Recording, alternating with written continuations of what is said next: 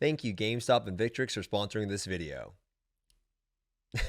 This video is sponsored by GameStop and Victrix for their brand new Victrix Pro BGF controller. One of the biggest names in esports controllers brings us a new product that offers full customization while still working for casual gamers alike. Usable on PS4, PS5, and PC with both a wired and wireless connection, this controller is $20 cheaper than the Sony DualSense Edge while still offering a custom sleeve cable and its own carrying case. Featuring adjustable 5-position clutch triggers and modules that you can flip and equip to your own satisfaction for various layouts. The controller also includes 2 additional D-pad covers, 4 interchangeable analog sticks for added precision in FPS titles, as well as a 6-button fight pad module for fighting game enthusiasts. Perhaps most notably, the Pro BGF controller can be powered by a dedicated app, offering profiles to configure your own layouts for different genres and titles. This controller is truly one of the most versatile controllers on the market, aiming to suit the needs of all gamers. So if you are in the market looking for a new controller, consider giving the Pro BGF a shot by checking out the link in the description, and a big thank you to GameStop for sponsoring this video. Okay, welcome back to another podcast thing on my channel here. This has been a while since we've done one of these. And there's a lot of differences in this one. Saint is in the daylight. It's the sun is out. You can see it in the window. Yeah, it's crazy. I'm in a new room too now. Hello everyone. This is my new room. And then I'm also joined here by Mr. BENJI, who I haven't talked to in a long time. I feel like I haven't talked to BENJI in like a solid minute, so that's really why I wanted to have him on today. It was really random, right? He just stopped by the stream yesterday, and you were like, "You want to come on the podcast?" Yeah, initially I was going to do one with just me and Saint. I wasn't sure if I should invite a guest or not, just because there were some things I wanted to talk about our move and things. And then I saw BENJI, and I'm like, man, I haven't talked to BENJI in so long. Like I missed BENJI. I love BENJI. You know what I mean? He's like one of my favorite people. So then I miss you too, man. It's been a while. I know. It's been so long. I know. He's part of the late night crew. He's awake when I'm awake, so you never get to see him. I go to bed at like 11 p.m. now, like an old man, so I don't really get to see BENJI too much. Damn, do you wake up at 6 a.m. too? No, I wake up at like 8, but like 8:30. So, but I figured it'd be great to have BENJI on because there were some topics about the live stream that happened last week with Smilegate. If you guys missed that, there was a lot of info there. Voldike is releasing in Korea tonight, and there's some things to discuss there. There's some things that I want to talk about the NA version.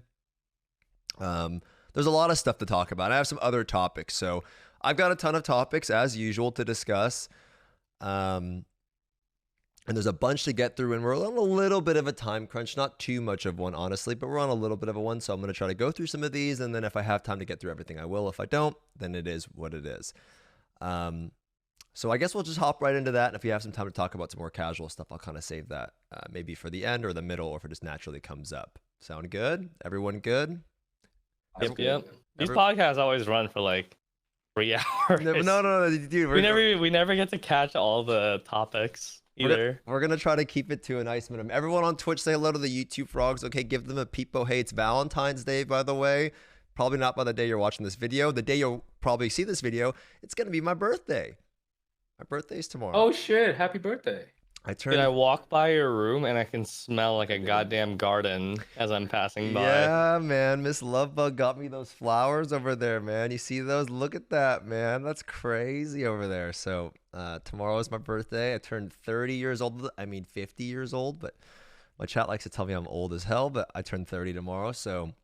It's the end of your 20s. It's the end of times. That's so bad, man. I don't want to... Do you even remember your 20s well, or did it just kind of flash by? Oh, I had a great...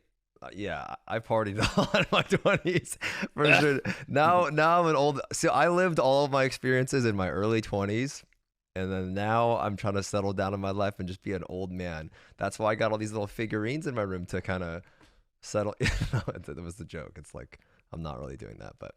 I got this little Yu-Gi-Oh rug over here, though. That's a nice reminder of my early 20s. I played a lot of Yu-Gi-Oh, which is probably what not a lot of people do in their early 20s, but I liked card games. Magic, Yu-Gi-Oh, and Pokemon. I was thinking partying up in Yu-Gi-Oh. I was like, no, dude, I used to do both, though, man. I used to go to these card shops with my friends. We get some drinks, And I would go to this card shop and I would stomp on little kids at the card shop.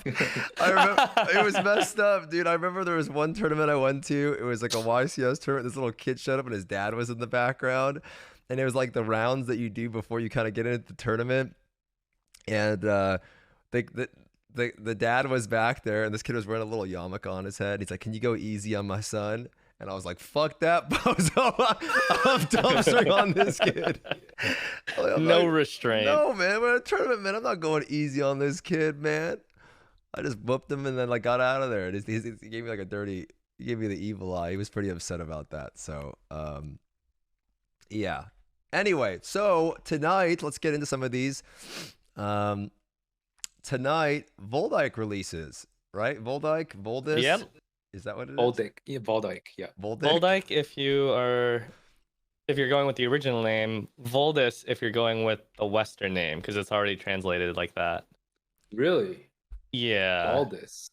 It's actually kind of interesting. If you watch like Loa On or stuff like that, the English translations that they do for it are the names that they've already settled for in English already.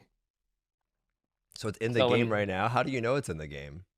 Can you see it? Well, first of all, during the Rowan quest line, they actually talk about Voldis. So if you go through the quest line in English, and if you're not pressing G that fast, you'll see them mention it. Yeah, it's just located in a few bits and pieces of in-game text. Chat, have you seen it so far? Did anyone read it? Because I haven't even done Rowan yet. I'm gonna be honest. I haven't done it. I don't. You think don't have to. I didn't do it yet. When I seen this, the first time when Rowan came out in KR, and then people were like, "You don't have to do it." I'm like, "I'm not doing that, bro."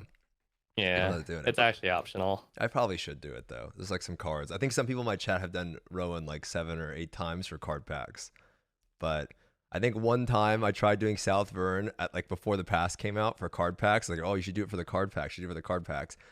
I got one legendary pack. I opened it. It was a Zinnervale, and I never did it again. I'm like, I'm not doing that again. Nice. I don't have the strength for that. But with it coming out today, there's a lot of stuff to talk about, but I know absolutely nothing about this. So I'm not sure if BENJI knows or if Saint's more familiar with this. I guess we can start with BENJI. Do you know anything about this continent? Like why are we going there? What is the purpose of this place? I know there's a dungeon there, and that's what I'm looking forward to because it's a new Abyss dungeon. We can talk about that in a second, but is there anything behind the story of this place at all? We're gonna go fight this big dragon. Okay. We're gonna go fight this big ancient dragon that used to have beef with Vagris. I don't know who that is either. I'm gonna be honest with you. Vagris, the golden dragon. Oh, wait. I thought that thing's name was Evergrace. Yeah, I thought that was yeah. Vagris in the Western version. Oh, so it's Evergrace, that golden dragon. I've seen that. Okay. Yeah. Benji's like lore abridged. It was locked in a lake. I don't know if this is a spoiler or not. Should I? They can fast forward or something. I'll put in parentheses. It's spoiler. okay. This is like pretty minor stuff. You can talk about it. Yeah. So Thamine put him in a lake and then put a bunch of his like dark power chaos in it. And supposedly we're assuming there's going to be this one sage from Voldike that wants to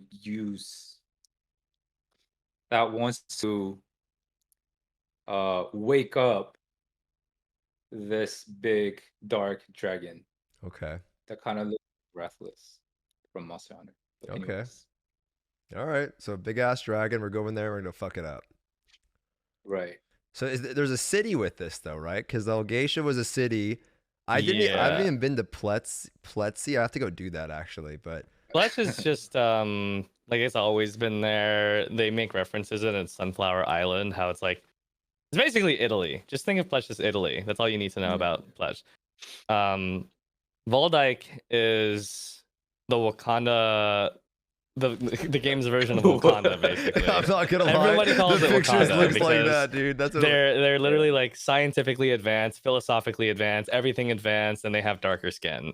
yeah. But they still have like Korean facial features and everything, all that kind of stuff. But Voldike, the way it worked was they used to be like priests and scholars in Sacria. You guys just went through Rowan. You guys know that Sacria is a bunch of shitheads. So back then, when the scholars started learning about scientists, the Pope basically said, "Get out. Science bad. Religion good." And then all the scientists left, and then half of them went off to Arthetine, and then they became cyborgs with experimenting. And then half of them went off to Voldike, which is located between Punika and Yorn in the middle of the ocean. Literally, it's a water city like Atlantis. And then there, they kind of just practiced like philosophy, science, and they built their own like mage tower there, which is kind of the setting of the entire continent. And then Benji covered it. The conflict of the game, they woke up a dragon called Lakaisa, who used to be a guardian under Evergrace, actually. And then you ever watch javelin tossing in the Olympics? Yeah, I mean, I've seen it before. Yeah. So Feymind did that like javelin toss with like a bolt of chaos, and then chucked it, and then fucking launched him across the world, and then he got imprisoned in a lake in Shoeshire. Wait, Theamine And now or he's Catan? waking up, and now we're investigating that. But you know the thing about like all the stories in this Theamine game, or Catan did it? Feymind did it. Okay. Yeah, because originally he was a good guardian, but probably not the case anymore. Okay, got it. So you know the thing about Gold River is he probably watches like a shit ton of K-drama, because literally every story in this game plays and writes out like a K-drama. You go to this one place for one reason, and it turns out that there's a twist and like a bigger, badder evil happening in the background. And so while we're going for the reason of Lakaisa, we're all kind of suspecting, based off of the prequest, that there's something like more ominous going on in the background. Got it. Okay. Seems pretty interesting. I mean, I always just shift GG through a lot of the stories, but I was just curious. You can't shift G the first time, though. Wait, yeah. You have to No, GGG. dude. I can't read, though. It makes it way harder. I don't even know what the options are half the time. Okay. All right. So there's a story there. And, well, we don't even have shift G in the West, but there's a story there. But this is going to be a new central hub, right? Because, like, whenever we're going to be, like, all the players are going to probably hang out in this city, most likely. Because Algacia's like that. It's pretty cool. That's what I mean. Because for a long time, man, it feels like you're in Punika forever, dude. Until recently, now it's like you can hone in Pletzi. I can never say the name. The pretzel place. You can hone in Little Italy. Yeah, just call it pretzel. Yeah. Right? Fine. You can hone there. And that didn't come out too long after Algacia. And you can hone in Algacia and hang out there. And then we have Voldike, right? But it feels like you're in Punika for so long. So I just can't wait in the West to get out of there, because I'm so sick of being next to like the people splashing the water and the enjoy the festival. Like, I just can't fucking stand it anymore. It feels like, and I've been in there, I feel like, for a long time, because I was in there for an RU. Then we get to the West and I'm in there. And to not be in there, it's just like, I want to get out so bad. Yeah, Can you hone it's a in pretty Rowan? long time we're hanging out there. In Rowan, I don't think so. No. Yeah, okay. No, you can't do anything, Rowan. And then plus, no one hangs out there because A, there's no adventure tome, and B, there's no world boss. So there's like actually no reason to go to Rowan in general. Not Rowan, I thought for Pledge. once we might be hanging out in the same city at one time. I was actually looking forward to that. Yeah. I mean, it's, You know, well, people kind of scatter across. I know Saint hones in the pretzel place. So people kind of scatter, it looks like, in KR a little bit. And I guess people were doing that in the West, but for a while, everyone was in Punika.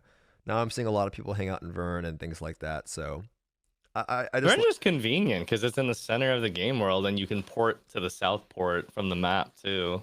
Yeah, but you can just get anywhere from there. There's too many HHs over there. Oh, is there? I mean, I don't know. I guess they're in Punika too, but I don't like being in There's too many HHs Yeah, over there for me. Phaeton boys rise up, dark themed city. Let's go. That's where demons hone, dude. Yeah, that's where all of my best luck with everything happens. Really? Yeah, all of my quality tabs, I don't all like of my doing it insane there. honing sessions, they all happen in Phaeton. I don't like Did it. you hone your weapon in Phaeton, Saint? No, I did it in Yorn and it was mid. Okay, because I It did it wasn't in with mid. You Agashia. didn't pity one time. Yeah, but I got like 50, 60% a couple times. That's kind of mid. What did you?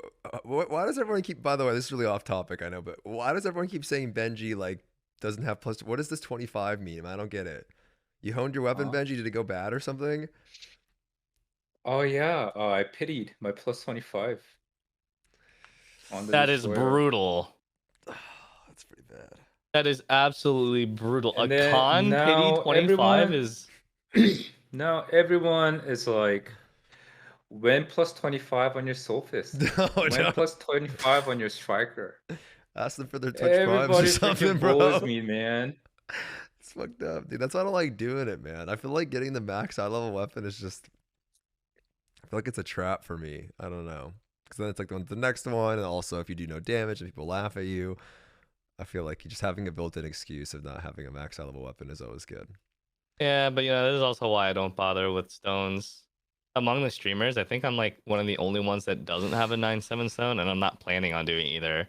Because for some reason, I look at streamers like Hanok and I see how he burns through thousands and back then over $10,000 without getting a 9/7 stone, and I'm like, this looks miserable. That was really funny clips though.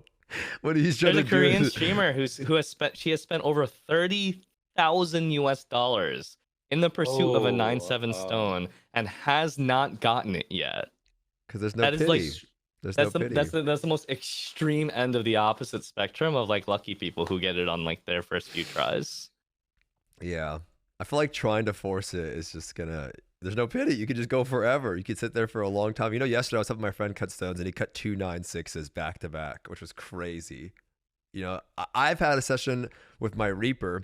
Tried doing it in Phaeton, by the way. That's why Demons hone over there.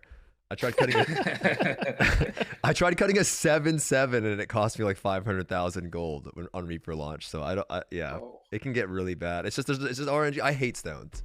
I don't like the RNG behind it. Yeah, but- among all the systems, that one is my least favorite. I don't even find it enjoyable to cut the stones either. Yeah, it's fucked up. I mean, it's a little fun. To be honest, it's a little fun. I don't like it. It's a little. It's fun to watch. Yeah, It's fun to watch. Yeah, it's someone probably do fun it. to watch. I'll give it that. It's fun when somebody calls you in. Like sometimes when I'm on the edge of despair, you start calling people. Right? You start calling a bunch of Yeah. people to help you cut the stone. Like And someone's got the method down to science. and you're calling all these people, and you're like, "Yo, BENJI, please save me from this. I'm down like fucking 10 stones. Please save me. Please save me." So it can get pretty bad.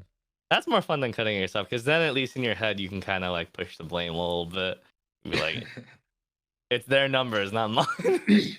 I don't know. Sometimes someone has Pattern someone's got the good recognition. juju. I swear, when you have ATK cut your stone, last thing, and I'll get back.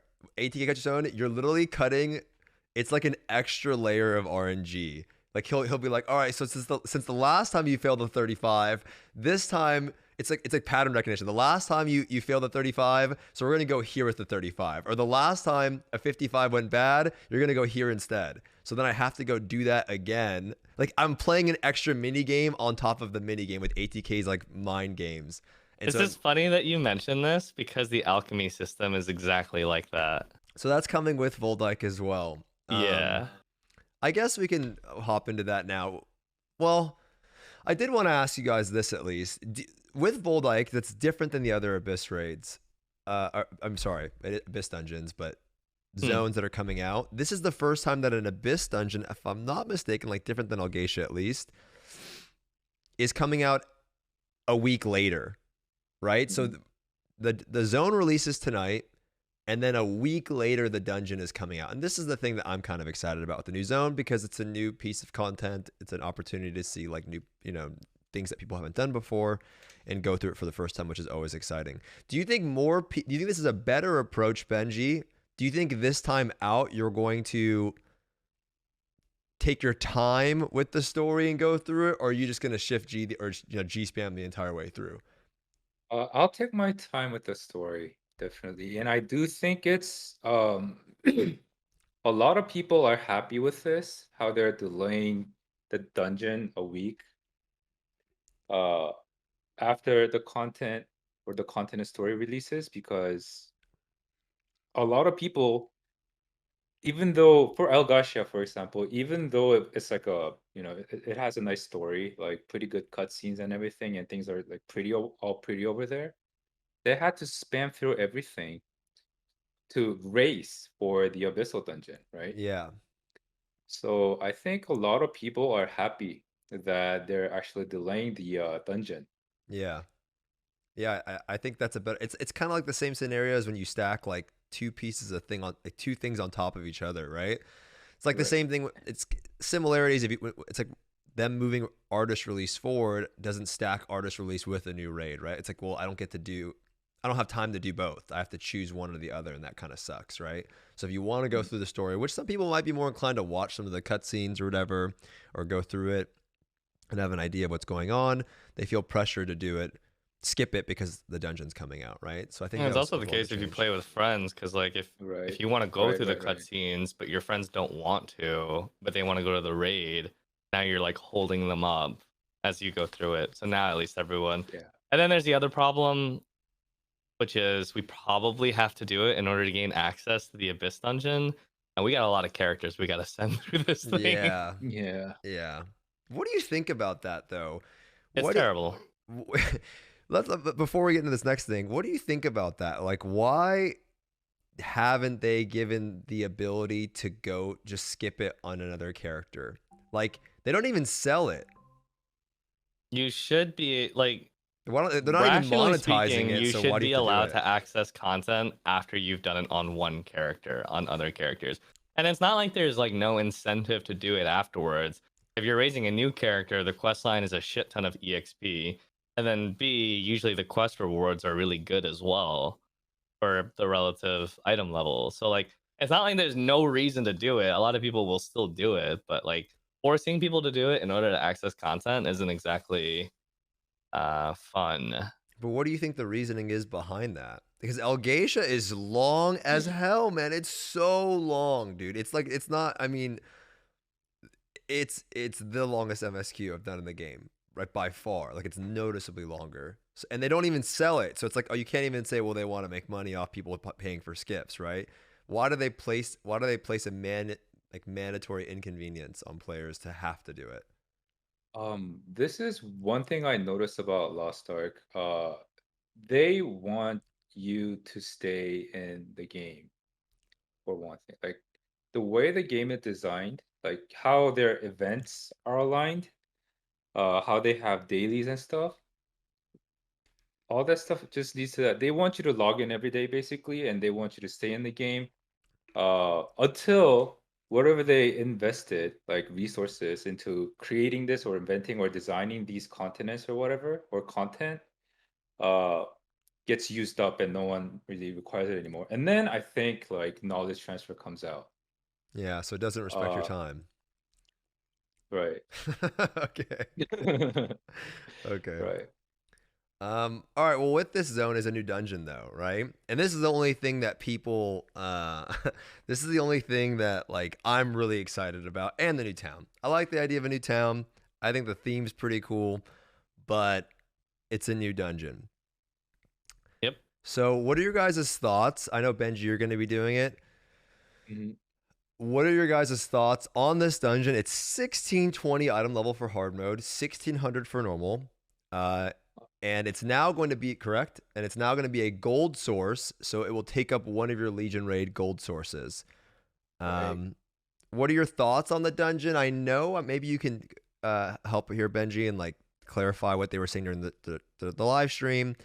But from what I understood and Memorizer's ridiculous translation of what was going on, I mean, it was the most ridiculous translation I've ever. I don't even know if it was true. I don't know if he was making shit up as we were going or he was telling the truth and he was going back and changing it. It was crazy. If you guys were there live, the most insane translation I've ever seen in my life. But I appreciate the fact that he did it. They were saying that people were disappointed with the cons difficulty and they wanted this to be a more difficult experience. Is that true or is that not the correct translation, Benji? Oh, from the live stream. Yeah, because they were talking about it and they said that this is going to be a difficult encounter, correct? 4 gates. Did they? 4 I thought they were gates. talking about Thaymine.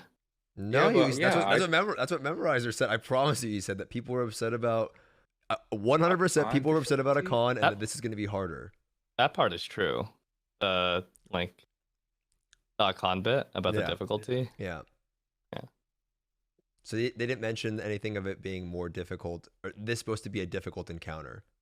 From what I can recall, I don't think they talked about difficulty of this episode dungeon. Okay. They just showed the trailer, and yeah, from my I can't recall anything about the difficulty. They just said they're going to reveal the 3 gates, and there's going to be 4th gate. And 4th gate, they don't want to reveal it because it might be spoilers. Got it. That's what I remember from. What do you anticipate the difficulty to be? I think it's going to be I think it's going to be another hard raid for head of tech class, man. I saw those horns on those bulls. I saw that dragon biting. You ready for that Erno toss? Biting the person right in front of you. And I'll be going on my destroyer. ATK is going on a gun lancer. At least I'll be able to taunt it. I don't think it's going to be an easy raid for head of tech class. But when is it ever? yeah. I'm excited. I'm just excited. You know, whatever difficulty it is, like I don't think I think I'll have fun with it. It looks cool. What do you think, Saint? What are your thoughts on the difficulty of the encounter? I'm trying to find some footage for it so I can show them. Maybe I can find it, but I think for Western players, you guys might be a little jaded when it comes to abyssal dungeons, because when you think of abyssal dungeons, you're thinking of things like Araya. And Araya, when it comes to like cinematography, presentation, and mechanics, is really simple comparatively compared to stuff like Algatia's abyssal dungeons. And so when they initially brought in Algatia's abyssal dungeons, and I'm bringing up Algatia because Voldike is supposed to be like, the design of the abyssal dungeons is similar in terms of mechanics and difficulty. They're supposed to be almost like mini Legion raids in terms of their mechanics and whatnot, especially because they're 4-man. Usually they can do slightly more interesting stuff with the mechanics compared to 8-man raids.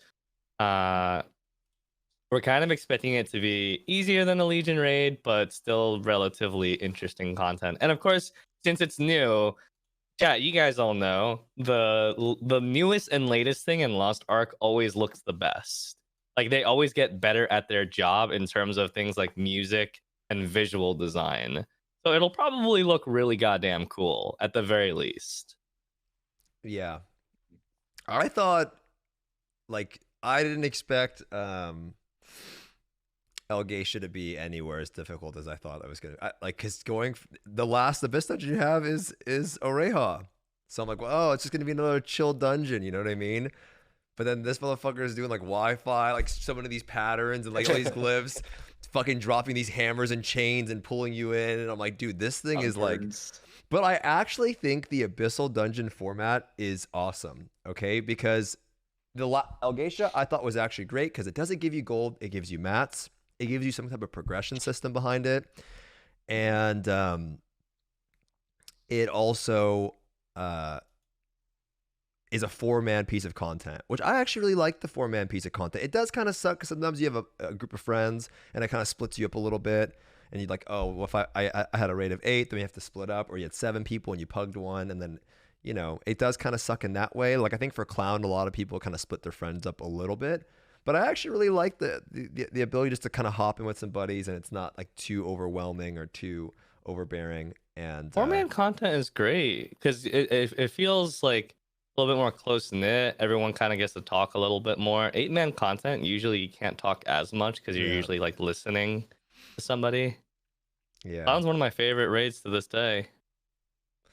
having even 3 friends. Like, I mean, I'm just saying, sometimes you find a little static group that you play with, and it kind of splits you up a little bit. And then maybe one of your bards in your static is better than the other one. Then you get stuck with the crappier bard, and then you and them have to go clear the content by yourself. It happens, man. It's like, fuck, man. I got this bard. Sounds like it's happened to you, man. Oh shit, man. I wanted bard in my goddamn group, man. I didn't want this fucking buzz.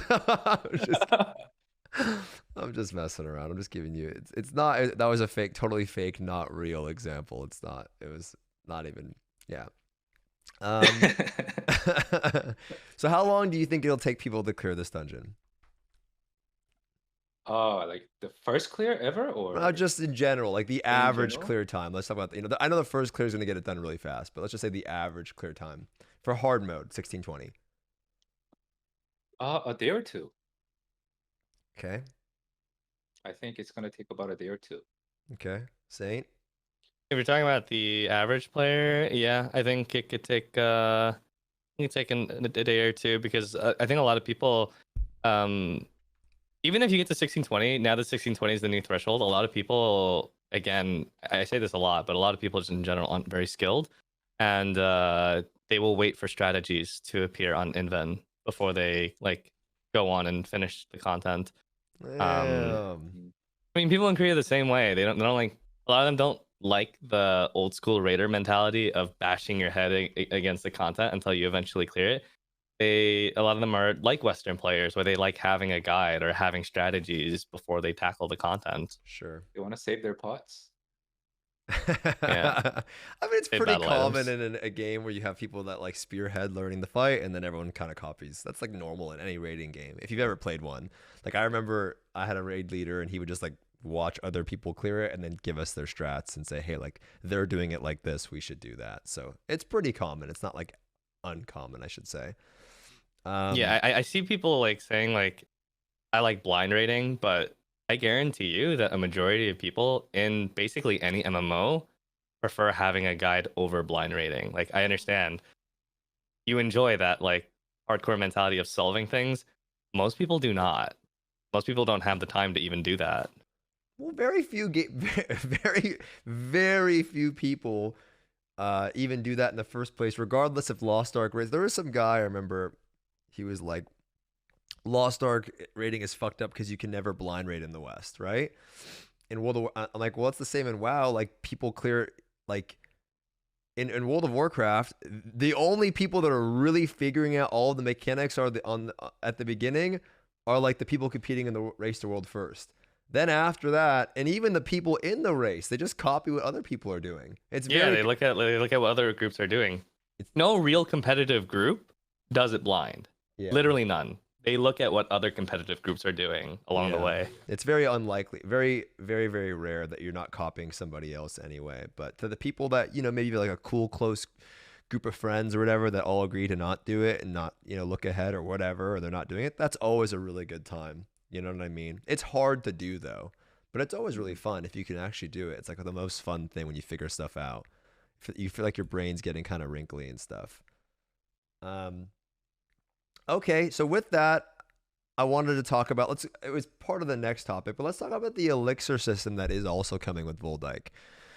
Let's jump ahead here since I think it lines up a little bit better. So the Elixir system is coming out with Voldike, and I don't understand this system at all. So why don't one of you, whoever feels like you understand it, why not BENJI was trying to explain it. I actually had one of my mods watch your stream, BENJI, for this podcast to help me like prepare questions and stuff.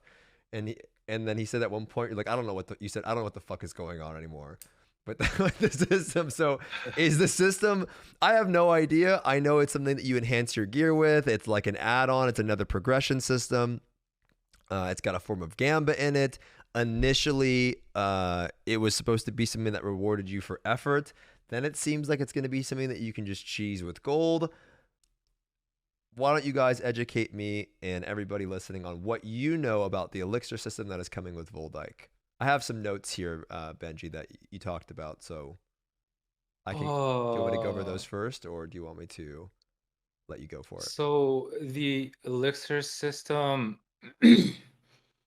All right, so there's 5 that you can choose out of I don't know how many of the buffs you want to use. Okay. Like bracelets, kind Uh, of.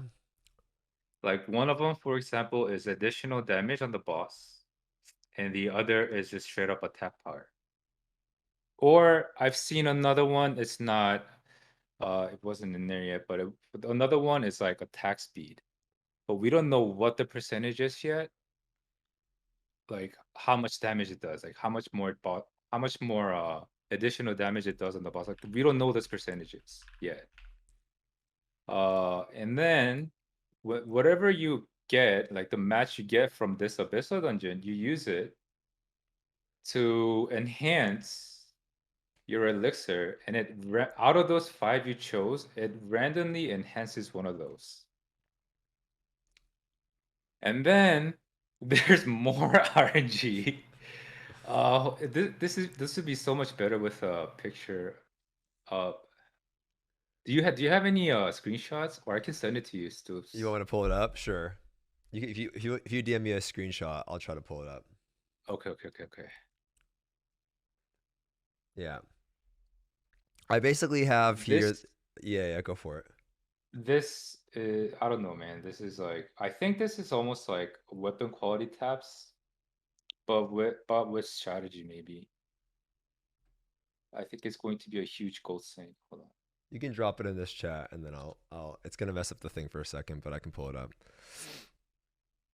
Okay. Yeah, this system seems pretty brutal. I'm not gonna lie. Ability stones meets engraving systems, and also it's kind of like a visual novel at the same time.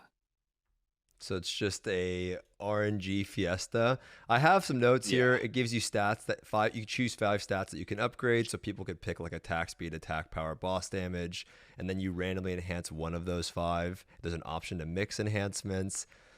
But where does the gold come in? How do you spend? Oh wow. Okay, I'll pull this up. I'll pull this up for them to look at. Let me pull this up for them to actually see on screen so they can get an idea of what it looks like. Dude, this looks... What the fuck is this, dude? It's like 3... It's like, Oh, there's the gold cost. Okay, so... Yeah.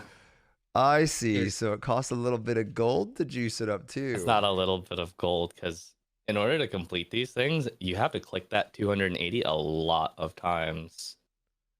So is it like... And So you pick, but just to confirm, you pick 5 from a pool that you're not want. picking. It's random. okay, It's yeah. random. So what you see on the right side Yeah. is the buffs. Okay. The top one is additional damage on the boss, and the very bottom is attack power.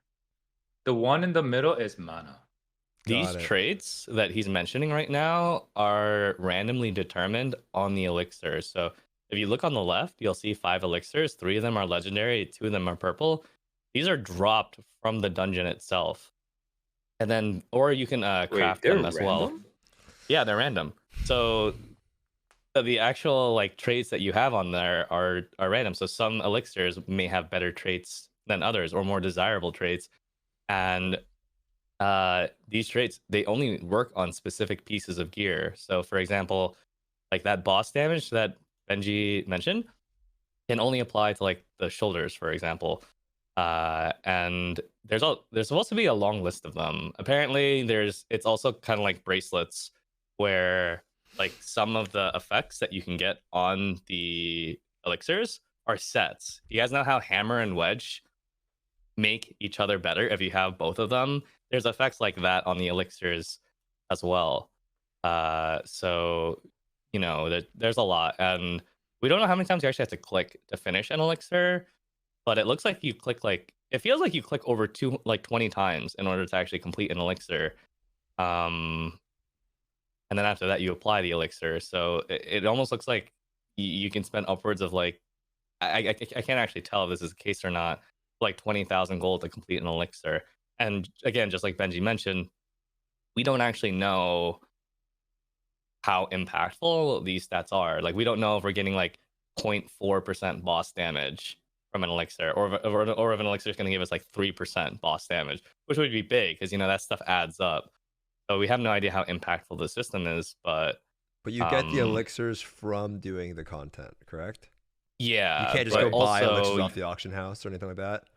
You can buy the elixirs off the auction house, but it's not the way that you think. When you break down the elixirs, it gives you a shard, and the shard can be listed on the auction house. When you buy the shards, you bring it to an NPC, and you know how you have ability stone dust, and you can exchange it with an NPC to get a random ability stone? Same concept.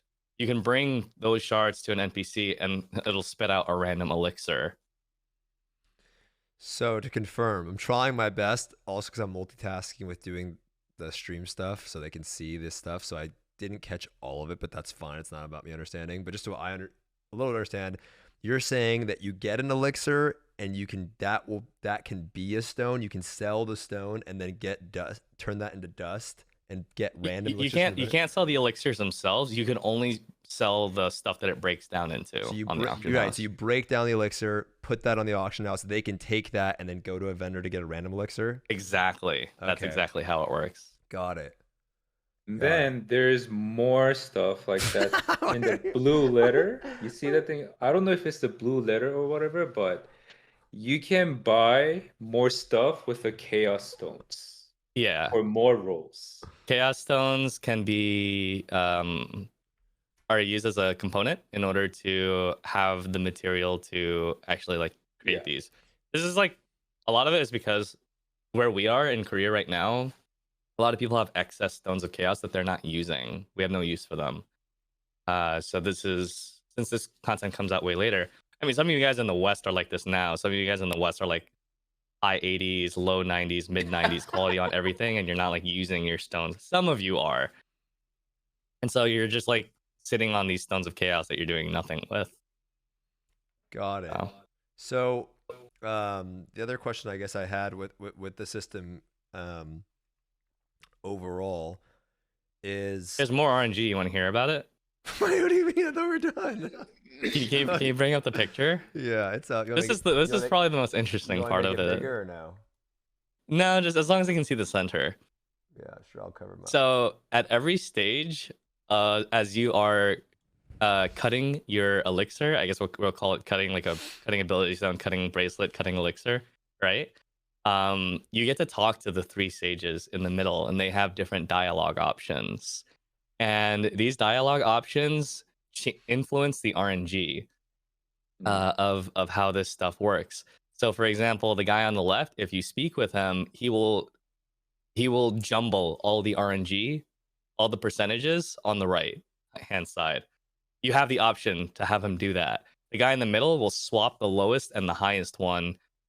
And the lady on the right, for this option, she says that she'll increase the chances of attack damage increased honing by 15%. So presumably it turns a 24% success into a 39%. So not only are you cutting like the elixir, but you will keep talking to these guys along the way, and that influences the RNG. So now you have an account of responsibility of making the right decisions to make the right stone. And if you look, can you enlarge the image a little bit? Sure. The engraving part of this is, if you look on the blips or the squares on the right, you'll see that there's 1, 2, 3, 4, 5, 6, 7, 8, 9, 10 of these squares, and your goal is to fill them out as much as possible, because the level 1 effect happens at the 3rd square.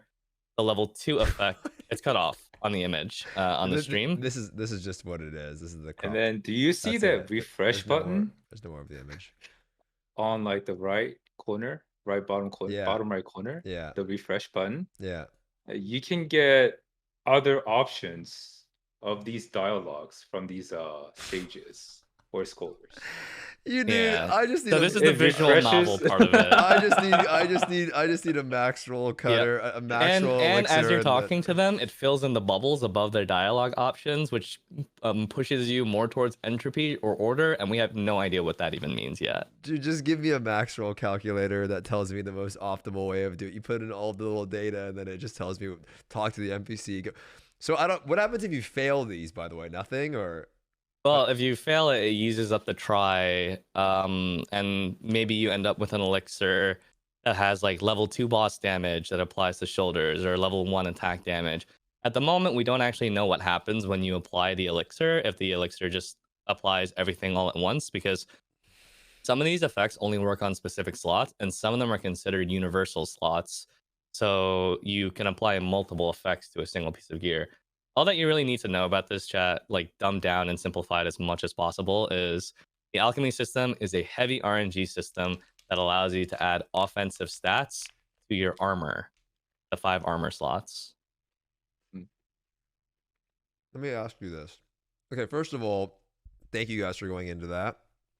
I walked away from this more confused than I went in. As you should. But I don't think that's your fault at all. I just think the system sounded super confusing, but that's fine. Do you think we need another progression system like this in the game, at least in the Korean version? Does this feel unnecessary? Does it feel like people are already kind of done with their bracelets? They're done with quality. They're done with all this stuff. They're not honing as much anymore. Does Lost Ark need another progression system in your version? And I'll talk about some other stuff over here, but in the West. It fucking feeds on people's addiction, man. When you get a big quality tap, you fly to the moon. When you get a good bracelet, you fly to the moon. People who get a 9-7, they go buck wild. I mean, Benji, what was your reaction like when you cut a 9-7? He ran off into the background. Oh yeah, I ran off yelling. It's crazy, right? These Yeah. systems, as like Pepe W as they might sound, people like getting lucky, and it's preying on that addiction essentially to give you the carrot on the stick to chase. Yeah. I like it. I enjoy these kinds of things, and maybe that's masochistic. I don't know. Yeah, I was gonna say when you were explaining to me that you can re-roll the options of talking to NPCs, I got excited. Which then I'm like, and then as soon as I got excited, I'm like, wow, I'm fucked up. You know what I mean? As soon as you were like, you can talk to the NPC and swap it, I'm like, oh shit, like there's an extra gambit element to this. And then I'm like, oh, this is fucked up. For us, though, this is actually kind of an important system, only because it serves as a very good gold sink, it seems. Algacia was not a good gold sink because Algacia is you pay 24,000 gold once and only once with 0 RNG to upgrade your ability stone all the way to ancient level 4, and then you get like 20,000 HP out of it. There's no RNG involved, and once you're done with the system, you're done with it. You just never interact with that system ever again. This is a repeatable gold sink interaction. It's the same thing with quality. Quality, like technically speaking, you get to a point where you're comfortable with your quality and you don't really like fuck with it anymore. But in this case, because of so many layers of RNG, it looks like a system that we're going to be interacting with for a really long time. And this actually removes gold from the game. And so it's going to help keep inflation down. Right. I know that for many people, they don't feel like they have enough gold, but most of the time when you guys are spending your gold, you are giving that gold to someone else. It's not actually removing the gold from the economy when you're buying materials or buying an expensive accessory. This is a system that removes it.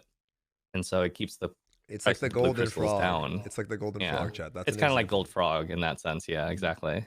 A lot of people don't realize that all the time though. Like you have to explain this concept to people every single day. Like when you talk about gold nerfs from raids, like, oh my god, they can't do that. It's like, well, bro, like there's a reason why you feel so broke.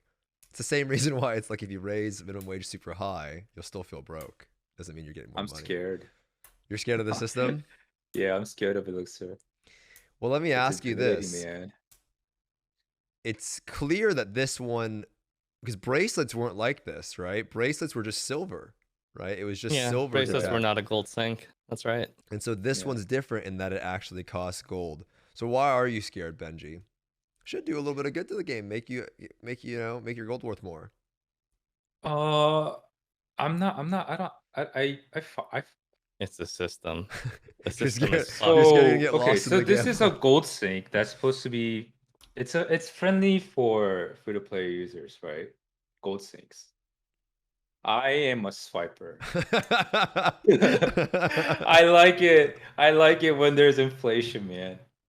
Yeah. I like it. Oh, I kind of like the true. inflation. We get less gold when there's no inflation. And I'm the one that's going to be sinking the gold. I'm not. I don't, you know. You're the one that's gonna So- be helping out the. Everyone give Benji a Yeah, round of applause, I'm the one dude. that's going to be getting the gold, sinking the gold. A true You know, Samaritan. doing for the yeah, clicks, dude. clicks, clicks, refresh, By the way, refresh, Stoopzz, you refresh. picked a terrible time to like stall to hone to 1620. Is it getting worse? Oh, because it's going It's downwards. bad, dude. It's going worse. It's bad. Yeah, I know. Well, it can't be any worse than it was last week, right? It was worse. It was the worst last week, right? Yeah. I did it. Dude, I did mean, it 3 days before a con. I'll be all right. Okay. I did it 3 days before fucking a con. That was Pepe W. But I got pretty lucky, so we'll find out this time. It can't be worse, right? Oh, are you gonna go with your Ayaya? No. She has Oh, no shut con shit. gear yet. No. Oh, okay. Ain't no way. Okay. What about this though? It's gold sync, but do we need another progression system? Is this just another form of gatekeeping in Lost Ark? Because that's what I think about in the West. Like, oh, dude, another thing that people will be looking at, or do you think it's not going to be as impactful? No, not like people don't gatekeep for bracelet. I think everyone kind of realizes that Yeah. it's kind of out of your control. Okay. All right. So, Elixir System down. Anything else on that? Yeah, in the beginning, I don't think people will care for this Elixir system too much, but later, maybe when like Theamine comes out, maybe. I mean, Who shit, bro. knows? If you're getting 5% more damage on your character, that's pretty hard to get in this at this point in the game. It is very hard. You Yeah. know? And other option, like I think this is going to change a lot of builds too. Maybe not a lot of builds, but I think it's going to this might change some builds, I think. Because one of the option was like attack speed, not just damage. And if you get attack speed on like a spec class, you can probably, switch a little bit around like so yeah, we'll see. I mean, I'm excited to find out. At the same time, I'm a little bit scared. Yeah. Got it. All right, that was good stuff. Thank you guys. I did want to talk about the director live stream. This was also in it, right? Where they kind of explained it a little bit, but there were some other things in there, and there were a lot of things in here that I want to talk about. So if you guys don't know, the 3 bozos came up on the screen again, and He's talking about those guys, not us. I mean, we are 3 bozos as well, but the other 3 bozos. So the 3 bozos came up on the screen again: domination, expertise, and what's the other one? Endurance. You can call them crit swiftness, whatever you want to call them. Those 3 guys. I call them D. D. Yeah, domination, endurance, expertise. So D came up on the screen. It's the 3 directors now, and they talked about a lot of stuff. So they talked about, we'll go through some of them one by one, I guess. Actually, before we get into that, why don't we start with this, Benji? Because I know, and Saint too, if you'd like to chime in afterwards. Without getting into what they discussed, I know elixirs were one of them. What was like the vibe of this live stream? Because it was kind of unannounced. We had this low on that people were a little kind of upset about. What was the vibe of this live stream? And what was the purpose of it, I guess? Because they were talking about a lot of different stuff. I think it was like 50-50. They wanted to give us more information on the Abyssal Dungeon. Yeah. They wanted to give us the dates. They wanted to give us the entry level. They wanted to elaborate more on the February updates. And the other 50%, they wanted to put us on fires. I think they wanted to put us on fires. Fires from low on, yeah? Fires this from live low stream on, was fires good. from balance Yeah. patch, and whatnot. Okay. It was honestly actually a good live stream. When I watched that live stream, I was like, why didn't you just do this at low on? That's These what I are wrote down actually here. questions that people Yeah. care about, not the feel good fluff that you did at low on. Yeah. But it did address a lot of concerns, a lot of questions, and it brought us new information that they never mentioned previously, like the bit with Cube, which I'm sure we'll get into in a moment. Yeah. So just to kind of summarize what they talked about, they announced Elixir System, gave us the dates, the item levels for the new dungeon and the new zone. They announced a new Chaos dungeon at 1610. They announced the big Froggy Guardian raid that people have been waiting for. They talked about revamping the cube and boss rush system. They talked about Mail Scrapper that I want to get into a little bit. I didn't really understand that. Again, Memorizer was going peepo crazy during that. They talked about the Legion raid lockout, the 3 lockout being removed, but you still get gold like it's 3. I just want to confirm because that one was also translated 12 different times. So that now they're moving that. A bunch of stuff that I'm like, what the fuck, dude? This is literally the type of juice that you want to have at low on. That's exactly what when I was listening to this and I was in bed. I went downstairs. Saint was, sitting there with his headphones. He looks at me. He goes, "It's 1620," and I'm like, "Fuck, dude!" As soon as he said that, I go downstairs and check on Saint, and he tells me it's 1620 item level. I'm like, "Fuck, dude! Oh shit, that's not good. Oh no." And then I go on my phone, and I'm listening on my phone, and I'm listening to all these things that they're talking about, like revamping boss rush and cube, talking about the balance patch, removing the raid lockout limit, like all these different things. I'm like, what the fuck, bro? These are like great changes that you could have talked about a low on, not like the 50-year-old lady, which she seemed sweet. I'm not pooping on the 50-year-old lady, man. She looked really nice. But she's like the 50-year-old lady that's playing Lost Ark, and she's got I'm like, man, like, what the fuck about the inflation? And it was the same thing with the gold nerfs, right? At low on, they were kind of like, we're gonna do something about the gold inflation, right? And then the next week they do something about it, but they clearly didn't want to talk about it there because they didn't want to piss people off, right? So they just kind of they wanted to focus like on actual like feels good stuff vibe, yeah. And so that was a little bit different of approach. So also they talked about the horizontal content being kind of like the AOS thing. What was your initial takeaway, both of you? I know Sid, you kind of chimed in on it, but I guess Benji, what was your takeaway from the live stream? Were you happy? Were you unhappy? Did you feel better about the state of the game? Things like that. I was really. It was very condensed. It wasn't like fancy, long, dreadful like stream. It was just very short, condensed, on point, and they just delivered important messages, like some important ones too, like very important ones, like removing the Legion raid entry limit stuff, kind of, and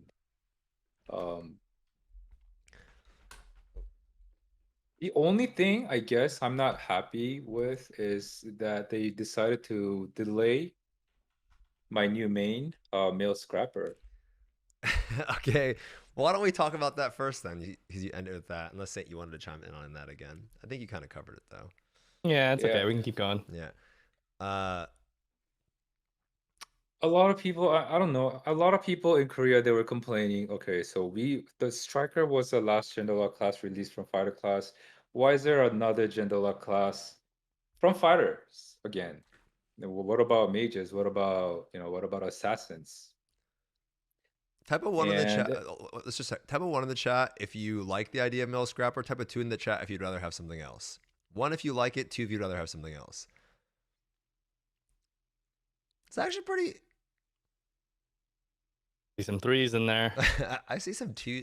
I guess Mail Scrapper isn't that hype though, right? Like, I don't know, when I saw it, I was like, what the fuck, man? A Mail Scrapper? Like, I thought it'd be something cooler than that, but what would you rather have, Benji? I would rather have Mail Scrapper, but really? Yeah, I would. It was going to be my new main, man. It was just a picture. You didn't even see what it looked like. It was go all in on that. It's just the idea of like, Mail Scrapper. Okay. I mean, okay, Mail Mage. Let's say you get a Mail Bard, okay? I think it's going to be Mail Mage, by the way, because they're going to release Soul Leader, which is an assassin class. I don't think they're gonna do another one with assassin. So what's remaining is male mage.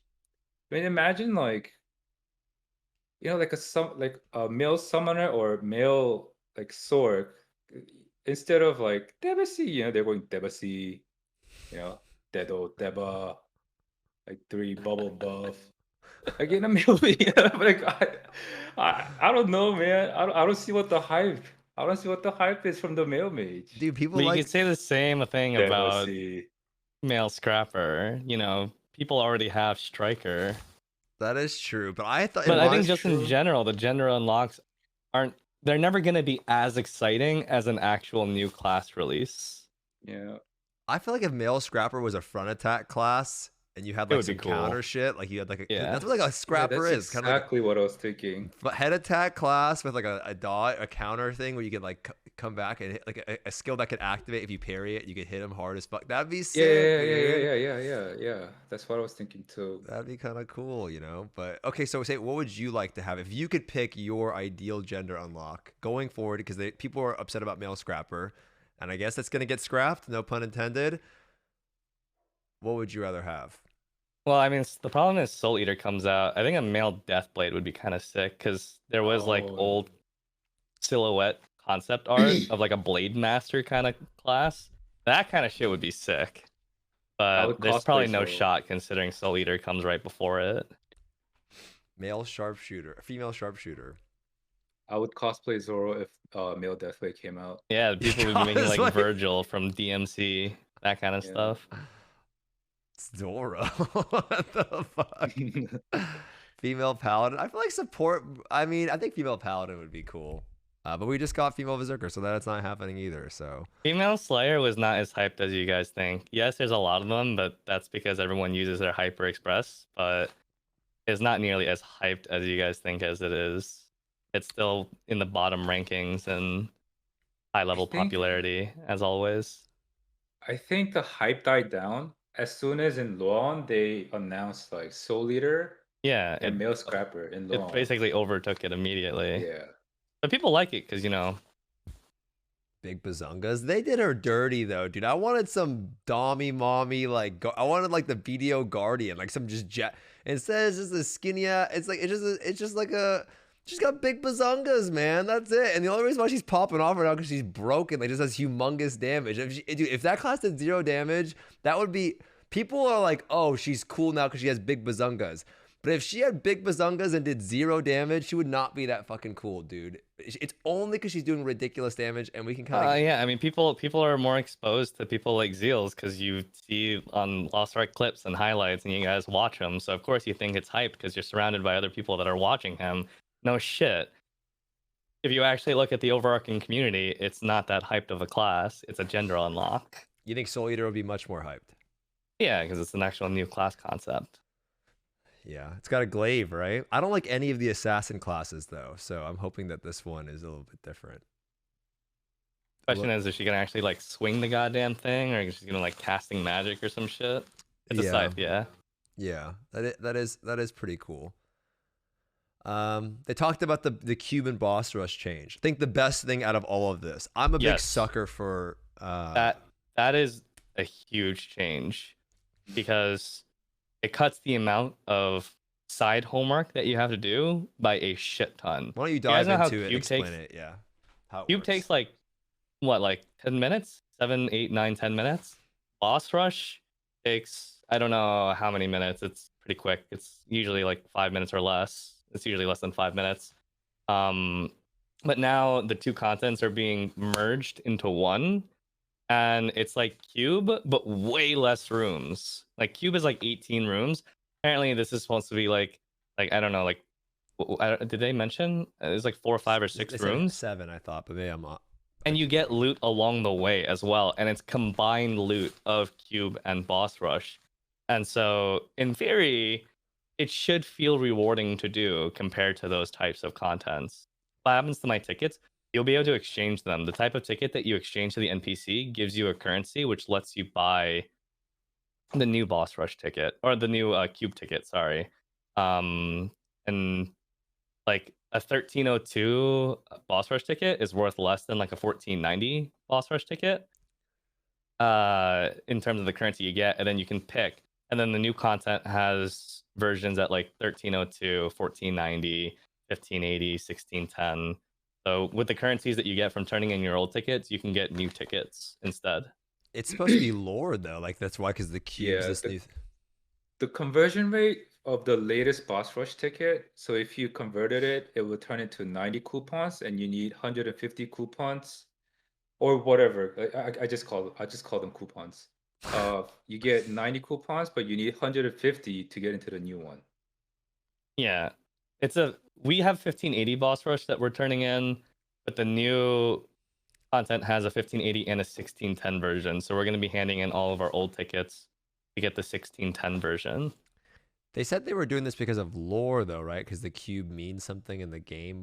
The cube, yeah. So it's spoilers, but cube actually has an important part in the lore, and they wanted to redesign the cube to make it a better content and less horrible to do, and B, tie it in more closely to the game's lore. It should be cool when you get one of those, man. It should be when you get a cube ticket or a boss rush. It's like I wouldn't say a rare event because you get them kind of often, but like not all the time. When the game first came out, I don't know if, I guess you remember saying it when it came out in the West, when you got a cube ticket, bro, early on, because you needed those fucking moon breaths or those star breaths, you needed them to hone your gear. They were valuable. You were bat chest. You're like, fuck yes, I got a cube, because you needed that, right? And so I feel like obviously you can't replicate that, but it should be something that's like valuable to do, not like, fuck, I don't want to do this. Right? You should be excited to do it because you need the juice. And so I mean, the cumulative rewards, like if you think about it, cube technically is worth the time that you do it. You just don't like the activity, but the rewards you get out of it are actually pretty good. So if you're doing a short version of cube that gives you both cube and boss rush rewards, so gems, leap stones, etc., if you're getting all of that from a short content, it should be exciting to actually get that ticket. Plus, I actually do like the idea of getting the loot along the way, each room by room, instead of all the loot at the very end. And they still have the whole thing where you can get lucky rooms that have more loot or unlucky rooms that have less loot. Do you think the actual activities that you're doing in there are going to be more different? Or they said they're changing it, so there's supposed to be more variety of rooms compared to cube. They should do it like the Mario Party shit, bro, that we saw at Low On. Just slap in those little fucking Mario Party, like a counter room and things. Like, bring that in, dude. Something a little bit more engaging than just like, okay, let's bring on your betrayal set, or or let me beat up Tuki. I like that too. That's fun too. Sick. You're sick. I like to beat up Tuki. Okay, another big thing. So this was a really good change, right? For me, I was like, fuck yeah, that's a W for me in my book, because I like to see things get revamped and redesigned that players aren't enjoying, because it's building off of the foundation that you already have rather than just like implementing a new layer of bullshit. At least nobody actually likes doing boss rush. They just like the rewards that come out of it. Yeah, I don't even do it regardless. I can't. They'll stack up and they'll have so many of them. I'm like, fuck it, it's a level 9 gem if I do these. I got to do it, right? That's kind of how I'll view it. But another great one was the Legion Raid Lockout. So if you guys don't know, again, you can stop me if I'm wrong. I'm going off Memorizer's translation, and I remember it changed 50 times during this. This was Wish.com translation. You remember this, right? This part was insane. I don't know how he got it wrong so many times. No, if you're listening to this, there's nothing wrong with the way you translate, but you keep going, and after a certain point, you start like kind of replacing the things that you said at the beginning. I feel like I understood it. I feel like I translated it better than he did after the 10th time. I don't even understand what's going on. It took me 15 seconds to translate what he spent 10 minutes explaining. Dude, there was a point where I literally put up my phone to my speaker and I rewinded the thing, and I put my phone up to my speaker, and I went like this to try to figure out what the fuck was going on. I was using my Google Translate. You're good, Memo. You're good. We appreciate what you did. Of course we do. Spam noted, guys. So, anyway, so the main thing I was trying to figure out was like what he was going on, what they were talking about. But apparently now, in the past, you could only do 3 Legion raids a week. That's it. You couldn't do an extra one if you wanted to with your friends. You were locked out on that character, and sometimes you just want to play your character, man. You know what I mean? You just want to play it, and you can't. And then when they released Voldike, that's going to take up a Legion raid slot. Essentially, in terms of your gold income, they've now removed that restriction. You can do all of the Legion raids if you would like to. And there's a lot of immediate reactions with this, right? The first immediate reaction that some people have is, I don't have time to do all that shit. I'm not going to do it, right? That's the first immediate reaction. I'm not going to do Vaulting for funsies. Are you out of your goddamn... Now, you can get like the extra loot, I think, at the end if you want it from whatever. The mats, I believe that was what you can do. But some people say I'm not going to do it anyway. And the other one's like, oh, great, a buff to busing. I'll let you guys give your take on this, what you feel about it and everything. But I'll share that personally, I don't think we should... I think I've always said for a while, like, if you want to be able to do something in the game, you should be able to do it, even if not everyone's going to partake in it, right? Like, if you know, Cox and my friend asked me, hey, you want to do this vault in, and I want to bring my main, I would like to be able to bring my main and just do it with him anyway, right? I might not always do it, but the ability to do that is great, especially if you want to play your character. And I don't like the idea of tailoring the game and like, oh, well, you can only do 3 because busing, and I don't want busing to like hurt my ability to have fun, right? And at the end of the day, what's one extra bus? Like, somebody can now sell a vault in. Like, what is that really going to do in the grand scheme of things? It's not like they can spam it over and over again. So I was really happy with this change. I think it's a player friendly change and allows you to do more things for fun, even if some people that are super corpo won't do it and they're just all about time management and being as efficient as possible. I think you should have the ability to have fun if you'd like to. What do you guys think about that? And your thoughts, not mine. Feel free to disagree, of course. I agree with you 100%. What you just said. I would love.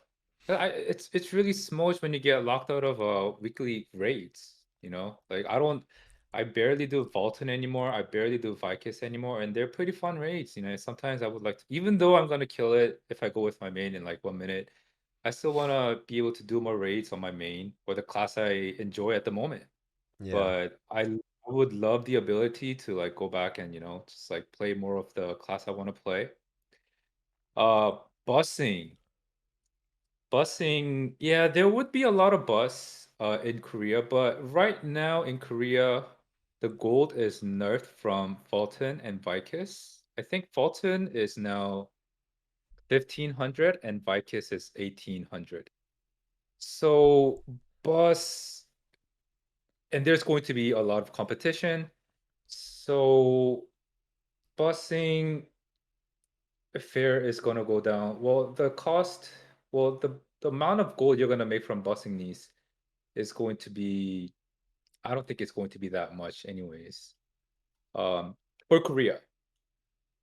Yep. I think if it hits the West right now, if this hits the West right now, I think it'll be a problem with busing. Might add to the gold inflation, but for Korea, I don't think it'll be that much of a problem for busing. And yeah, I agree with you. Like busing, you know, it shouldn't be. I don't want to be worried about the busing. I just want to play, you know, what I want to play with. Yeah, the class you know, I would like to have the ability, or that option. This Yeah. system ain't increasing the amount of buses. Okay. You think it will, but it won't. Why? Because we get fuck all in terms of gold from our Legion raids at Vulcan and Vicus. And there's going to be a lot more competition, and ain't nobody going to want to waste their time doing that. So, I mean, you think it will, it really isn't going to increase it that much. People are just going to keep playing their characters as is. And if they're going to bust higher level content, like a 4 carry 4 Brel, I mean, that was still the case beforehand. Nothing has changed in that regard. You're going to see ATK at 7 in the morning doing a fucking Vicus buzz. This game fucking sucks, bro. He's going to be angry as shit. Doing a Vicus buzz at like 7 in the morning, fucking angry as shit, man. At least you get more card runs. You can do really fast, like 1500 Vulcan card runs. You get that going. You don't get gold from these things. The way the system actually Why is works, it letting me bust? There's actually like a level threshold now that your character is at, and then there's certain contents that are within range of that that's considered end content. So now there's like a little symbol next to content. Yeah, I saw if it's that. If it's considered an end game content for that character, and you can, just like before, buy additional loot from end game content up to 3 times per character. So even though you do 5 raids, you can only get extra loot from these contents that are designated as endgame for your character, and that's for your 6 characters, just like before. So really, the structure of that has not changed. It's exactly the same as before. Just you can do low level raids too if you really want to, or bust them.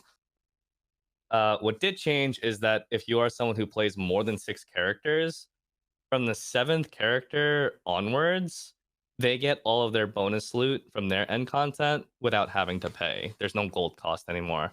So it is something that actually benefits I think that's good too.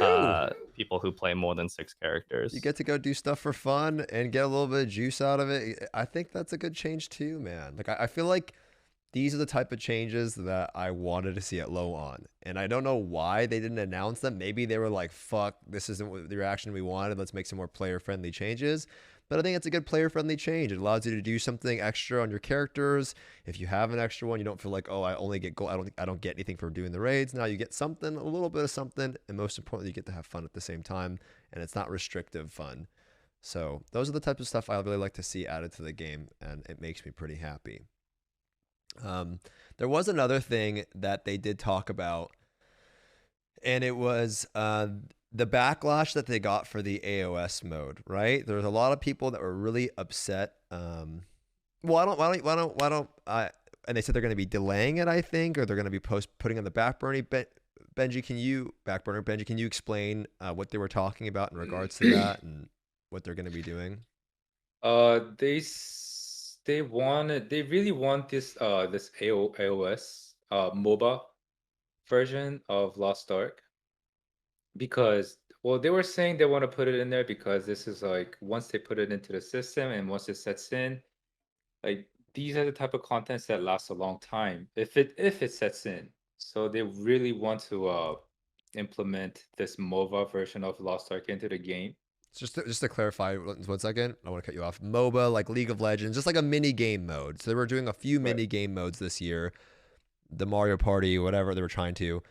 This mode was one of them, and that's what he's referring to. If you're curious. Yeah, and a lot of people were complaining because this happened along with the balance patch. People were saying, it's because you're using resources on this, developing this MOBA version or whatever. This is why you're doing this is why we're not getting our buffs. This is why some classes are not getting their reworks. A lot of people were going ham on Smilegate, and I guess Smilegate came out and then decided that they're going to delay it. They're not sure until when they're going to delay it to, but they say they're going to delay it. That's basically what happened with the MOBA version. But they clarified that they have a different team working on this AOS for MOBA version. That is not the cause. This has nothing to do with balance patch or whatever other content they're working on. I saw that they were hiring for the position to work on that on their job listings. Yeah, I was gonna say, right. So they have a separate team. But they wanted to put out the fire, I guess. This was one of the fires, I think. So what do you think about that, Saint? What do you think about the news that they're... I mean, it just kind of just, everything returns to monkey. We just want content. We want raids. We want balance. Players are like, stop wasting your resources on this dumb shit no one's going to play after 1 week. I want this stuff, but the majority player sentiment is they just want Smilegate to do what they do best. Make the raids, make the classes. This is what makes Lost Ark thrive. And they're basically saying F you to everything that isn't that. And again, this is not my words. This is the overarching Korean community. So that's why this stuff is getting pushed off. So this is something that I'm pretty passionate about. So I do have something here, and then I'll get your guys' thoughts on it. I did want to share this. First, I'll ask chat, is this something that you want in the game, or is this something you don't care about? You could say 1 if you want it, 2 if you don't care about it and don't want it. But So we'll look at it, and I'm actually surprised to see as many people saying that they do want it. And so one of the things that I was talking about with one of my buddies, and I've talked about in my stream recently too, is that in a lot of, especially in the West, specifically in the West, but it's also, I think, relevant to any game, any developer problem. It's like this paradox, right? Where you actually said it in your, you just mentioned it and touched on it, that you said, stick to what you do best. This is what makes the game thrive, right? And what happens, I found, this is like an idea that I have, and I can't help but believe that it's true, is that when you start putting out these raids, right? If that's the type of content you're regularly creating, right, is these raids, you're gonna cultivate an audience that just wants raids, that likes raids. That's what they care about. Not just wants it, but it's what they care about. It's the reason they play the game. And so when you spend time creating anything else that isn't that, they're like, well, I don't play the game for this. And that's going to be the general feedback, right? Like, what the fuck is this? It's not why I'm playing the game. Or this isn't what I want. Where's the raid at? Where's the balance patch at? Where's the new class at? Why is it taking so long to release these things? Why you stop working on this? I don't care about this. But that's mainly because that's the type of content you're putting out, right? And so you start to weed out the players that maybe would enjoy those types of things, right? Lost Ark doesn't have a lot of this side content that is for fun, that you can just do for fun. And although 90% of people won't partake in it, that's because that's the 90%, that's the audience that you have. Right? If the game had a more wide variety of types of content, you would actually probably attract players that like doing that. And then maybe the split would be, maybe there'd be 30% of people that do it. When Lost Ark launched in the West, there were actually a lot of people that did like PvP in the scene. I know we laugh at it now, but Saint and I can recall back to, it was a lot more active back then than it is today. It was mainly because they had nothing else better to do, but they did enjoy it for what it's worth. We had a lot of people in the community that would do it. Right? It was a lot more active. 100% it was, right? Nowadays, no one gives a fuck about it because, well, they don't, it's a waste of time. And they also don't cater to it in the way that they want. The matchmaking is not good, etc. Right? So when they release Roa, no one gives a shit about this because it's not a PvP oriented game. It's not what they focus on. So you're not going to attract a PvP audience. Why would a PvP player play Lost Ark? Because there's not really there's not good matchmaking. There's not whatever. But if it had a more focus on that, then you would have more people interested in it, and then if they released content that was PvP focused, people would be excited about it. If they do a PvP balance patch today, literally everyone in the chat is going to say, I don't give a fuck about this, because they don't do it. Yeah, they do it regularly. They always do PvP balance patch, but everyone just glosses over that. Yeah, much. No one cares. Well, in their mind, it's not enough, to be fair. If you ask any PvP player, like, this is bullshit, or the matchmaking is still bad, right?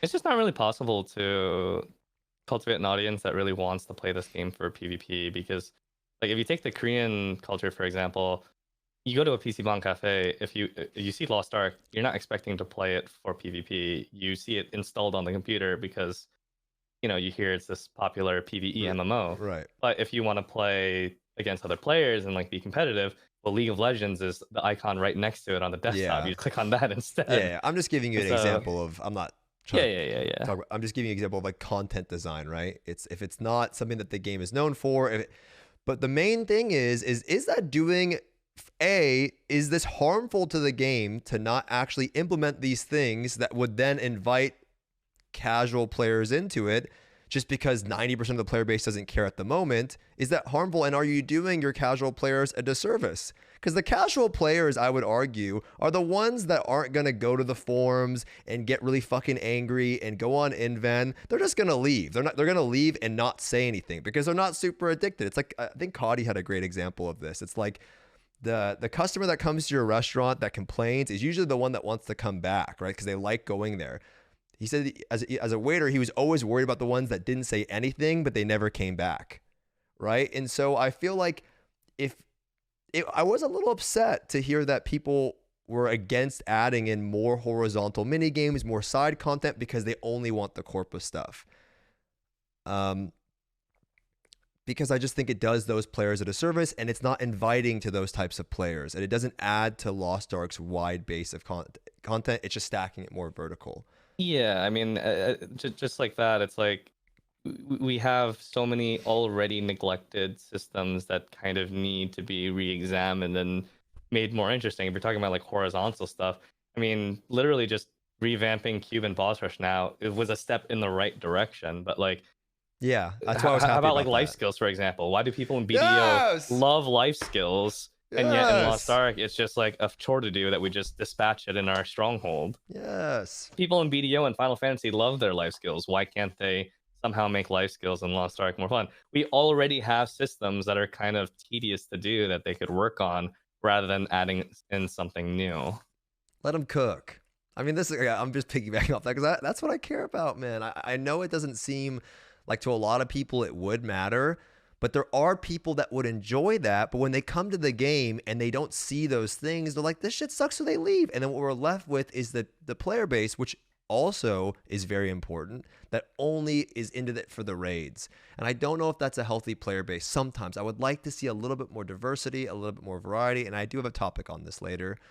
I guess, Benji, you did touch on a little bit, but what do you think overall? Would you like to see them, at the cost of maybe taking longer to release content, add more horizontal stuff, or are you, which is fine, are you more into like just the rating aspect of things? I would love to see them add more horizontal stuff, not just AOS that they delayed, but like they showed some cool stuff like the defense or Tower line defense, yeah. yeah, defense and Argos on Vulcan stage, counters and stuff like that. To be honest, I was really surprised that they're going to delay this AOS because people were complaining. I think they should have just explained that they have a separate team working on it. But I think they should have just explained it and released it as scheduled. I don't know why they're delaying it. I don't know. I think them taking that back is I thought it was a little bit, It just seems like an appeasement, honestly. yeah, just an appeasement. Put up But the fire, yeah. yeah, I think they should have just went with their schedule. Yeah. So If what? you make the horizontal content rewarding enough, then people will do it begrudgingly, regardless if the system is good or not. Yeah. If you make it AOS, yeah. rewarding and you make the If you system put more rewards in engaging, it, then you've right. done it right. They would have to do both of those things. In season 1, you could actually craft gears by doing PvP and use that PvP gear and then hone that. If you keep PvPing, you would gain these mats and then you hone using the PvP gear. I used to PvP a lot in season 1, but then they just straight up rolled it back. They took our gear. So people who spent months, Wait, they actually removed the gear? yeah, they just removed the gear. It wasn't just that. You also used to get No, my from gear sailing just as well. disappeared. Ain't no way. They just took your shit. No, my gear disappeared and I had to hone using the raid gear again, man. They basically had multiple different gearing paths in season 1, and they consolidated all into Chaos Dungeon into raid when season 2 happened. Oh yeah, Chaos Dungeon. You could make a gear. You could make gear from one was life skills and the other was raid, and the other one was PvP. Do you remember anything else, Saint? Was there more? Sailing.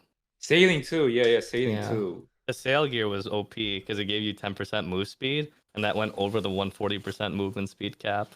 Yeah, they had that. That's cool though, man. Yeah, we had a PvP, and then I was holding it. I was doing PvP for months, and then they just straight up rolled it back and just took my gear. Yeah, the reason they did this again was nothing. They basically consolidated everything into something more streamlined in season 2. Because like, as cool as season 1 sounds, trust me, it was rife with many problems. The unmentionables.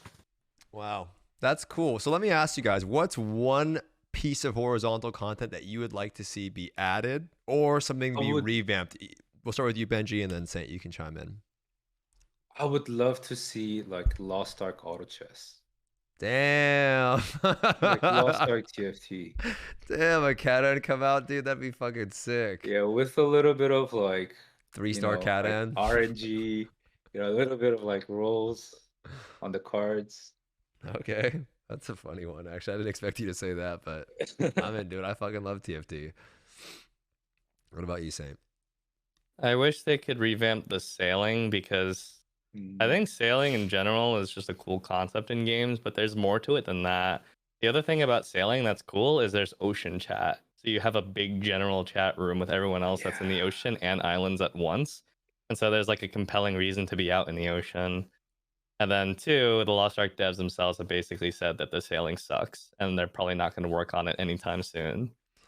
I wish that sailing could be made better because I feel like that would help give a little bit more life to the game world. Well, you actually took the one I was going to use, so I'll just do professions. I think professions could be so much better, man. I feel like you have them there, but they haven't been developed enough, and I feel like some people really.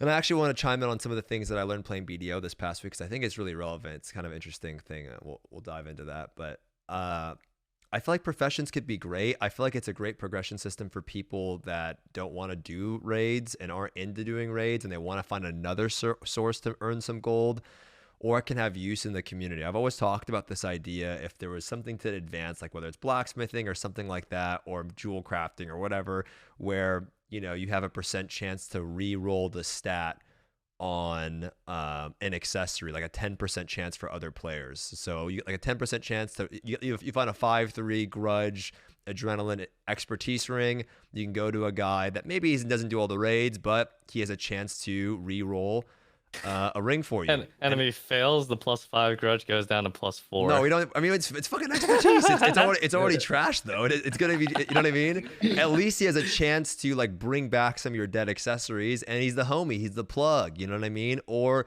he can give you a chance to get an extra roll in your bracelet or whatever. You know what I mean? Something that has value. Yeah. It is we talked about this really extensively, Stu. More systems that actually make players interact with each other. Yeah. It's great. Like it keeps people, and it's like you don't have to be, and it allows them to progress without, if they're getting gate kept because they're not getting any raids. Okay, dude, like, fucking Fat Joe 5000, he's the plug for the bracelet rolls. You know what I mean? Like you have him on the server. It's just something like that. I don't know why I always use Fat Joe 5000. I always use that name, but I think there was some guy in my chat one time. But I'm just thinking, like, it'd be fucking cool, like that. You know what's crazy, Stu? One of the very first bits of footage that every Lost Ark player sees that kind of like surprises them when they see it, basically ever, is that one little bit of footage where someone's cutting down a tree, and then some other dude walks up and starts cutting the tree with them. And then people bat at that. It's one of the first things that everyone sees. But like when you're actually playing the game, it's just like, a bygone thought. It just, oh, okay, I get to speed up my tree cutting. But it's like you're interacting with another friend. It's so hard for me to hold that in when you were talking, because that's what I saw, the trailer of people. And like when I remember, dude, man, when the game came out in the West, I was on Mushroom Island, I think, trying to get an island heart, and I'm cutting down these trees. I think it's Mushroom Island. And then a homie comes over and we're both fucking doing it together. We're both cutting it down. Or there was little ships in the ocean. It bothers me that they let that go to waste. I hate that. Like, that's the type of shit, dude, that you should be adding to. It lets anyone do it. It lets anyone interact with each other. It lets any player feel like they have a purpose in the community, and it's not just all about the raids. It is a big problem of Lost Ark, where as great as this game is, among the many MMOs, it does not feel like you're playing an MMO many parts of the time that you're playing it. It feels like everyone else around you is just an NPC. Okay. Frustrating. Well, I want to bring up this then, because we're going to skip ahead to this because the conversation has naturally gone to this. So I want to talk about some of the things that I learned playing BDO this past week. So if you guys don't know, I played BDO last week. It was a game that I wanted to try for a while because my community said that the honing experience was extremely painful, but it had one of the best combat systems ever. And I had never played it before. Okay? And that week was crazy. It was chaos in my stream. Did you quit Lost Ark? Just nonstop. And to summarize it, the things that I was told about the game, it's not to sell the game to you. The things that I was told about the game were not true in any way. Like, and what I mean by that was everyone was like, the combat's the best part of the game. That's actually not true. In my opinion, the combat, it's pretty cool. It is pretty bad. But it's weird. BDO is like yin and yang to Lost Ark. Everything that BDO has is what Lost Ark doesn't have. And everything that Lost Ark has, which honestly isn't a lot because it's just really focused on the rating and stuff like that, is what BDO doesn't have. It's like if you combined these two games, I think it would be the best MMO ever. I'm not kidding. So I want to go through some of the things that the game has. And I'll get to a point here. Open world sandbox environment has exploration and like weather mechanics, has mount systems, progression systems and sailing, housing, music. You can play instruments, and there's like a leaderboard. There's mini games. This is where we had the Hellfire. Yeah. Professions with a lot greater depth, freedom to farm and play as you choose, freedom to swap classes really at any point. There's global class releases, better character customization, the ability to skip honing. Everyone talks about the honing, but you don't have to do it at all. You can just farm and buy up the accessories that you want, and you don't have to hone at all. Okay? Yeah, imagine you can buy a pre-finished ability stone. You didn't have to cut it yourself. At all. There's other bullshit though. I'm gonna be honest. There's some things that do have bullshit though. Like there's some of the ones that you can't get around. But like most in terms of your gear and accessories, a better way to phrase it, imagine you could just buy a plus 25 weapon. You don't have to actually hone it. So you could just farm as much as you want and then buy it out. It's a better way of phrasing it, I think. But all of those things, I didn't mention the combat. So the combat, in my opinion, great, not the greatest strength of the game. I think it's the open world and MMO environments. And why I brought this up was that right now, what the BDO suffers from a lot of people's mind is that they're trying to now develop their PvE end game, right? They've added in, I think they're on their 3rd dungeon now. They're trying to do that, but they have like a really solid base to build off of. They have all of these things, these horizontal things, like an actual developed MMO thing, like things like you would be like, what the fuck? Like you can get a house there. There's this little dude playing the piano. He's playing the Maple Story song in the city. There's all these like cool MMO environment elements, right? But they don't really have this like creme de la creme rating experience where like, holy fuck, this is sick, right? At least I haven't done it yet. Lost Ark, the closest thing to that is like the closest thing to that by merit is basically Final Fantasy. The only downside is Final Fantasy's tap target. The combat's poo-poo, right? Yeah. The combat's pretty poo-poo. Also, not as much of a Coomer game comparatively. I mean, dude, you go to those clubs in Final Fantasy, man. You go to a club. It's pretty Coomer. I'm just saying comparatively. Fucking light sticks. Okay, comparatively. I went in there, Savick. My friend Savick. I thought he changed, dude. You know the "you've changed" meme. My friend Savix, dude, he played Final Fantasy for a week. I find screenshots of him on this little, like, what are they called? I don't know what they're called, those little characters.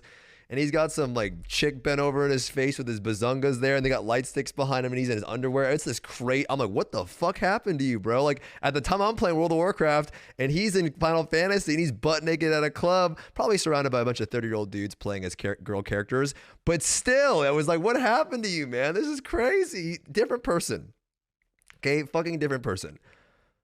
Light sticks and everything. I'm so sorry. I'm getting a little too carried away.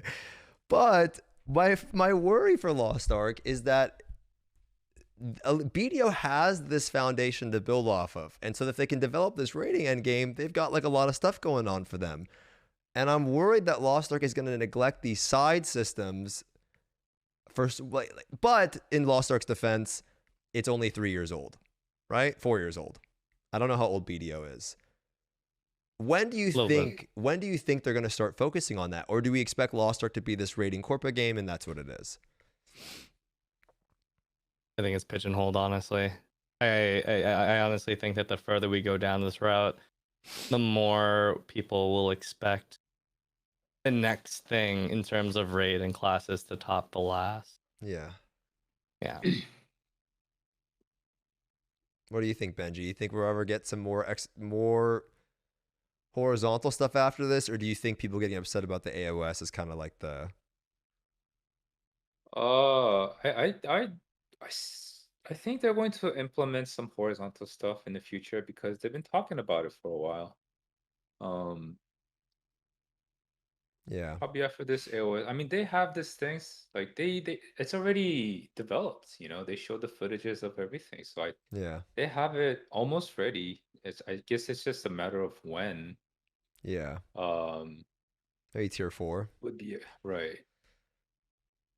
Yeah.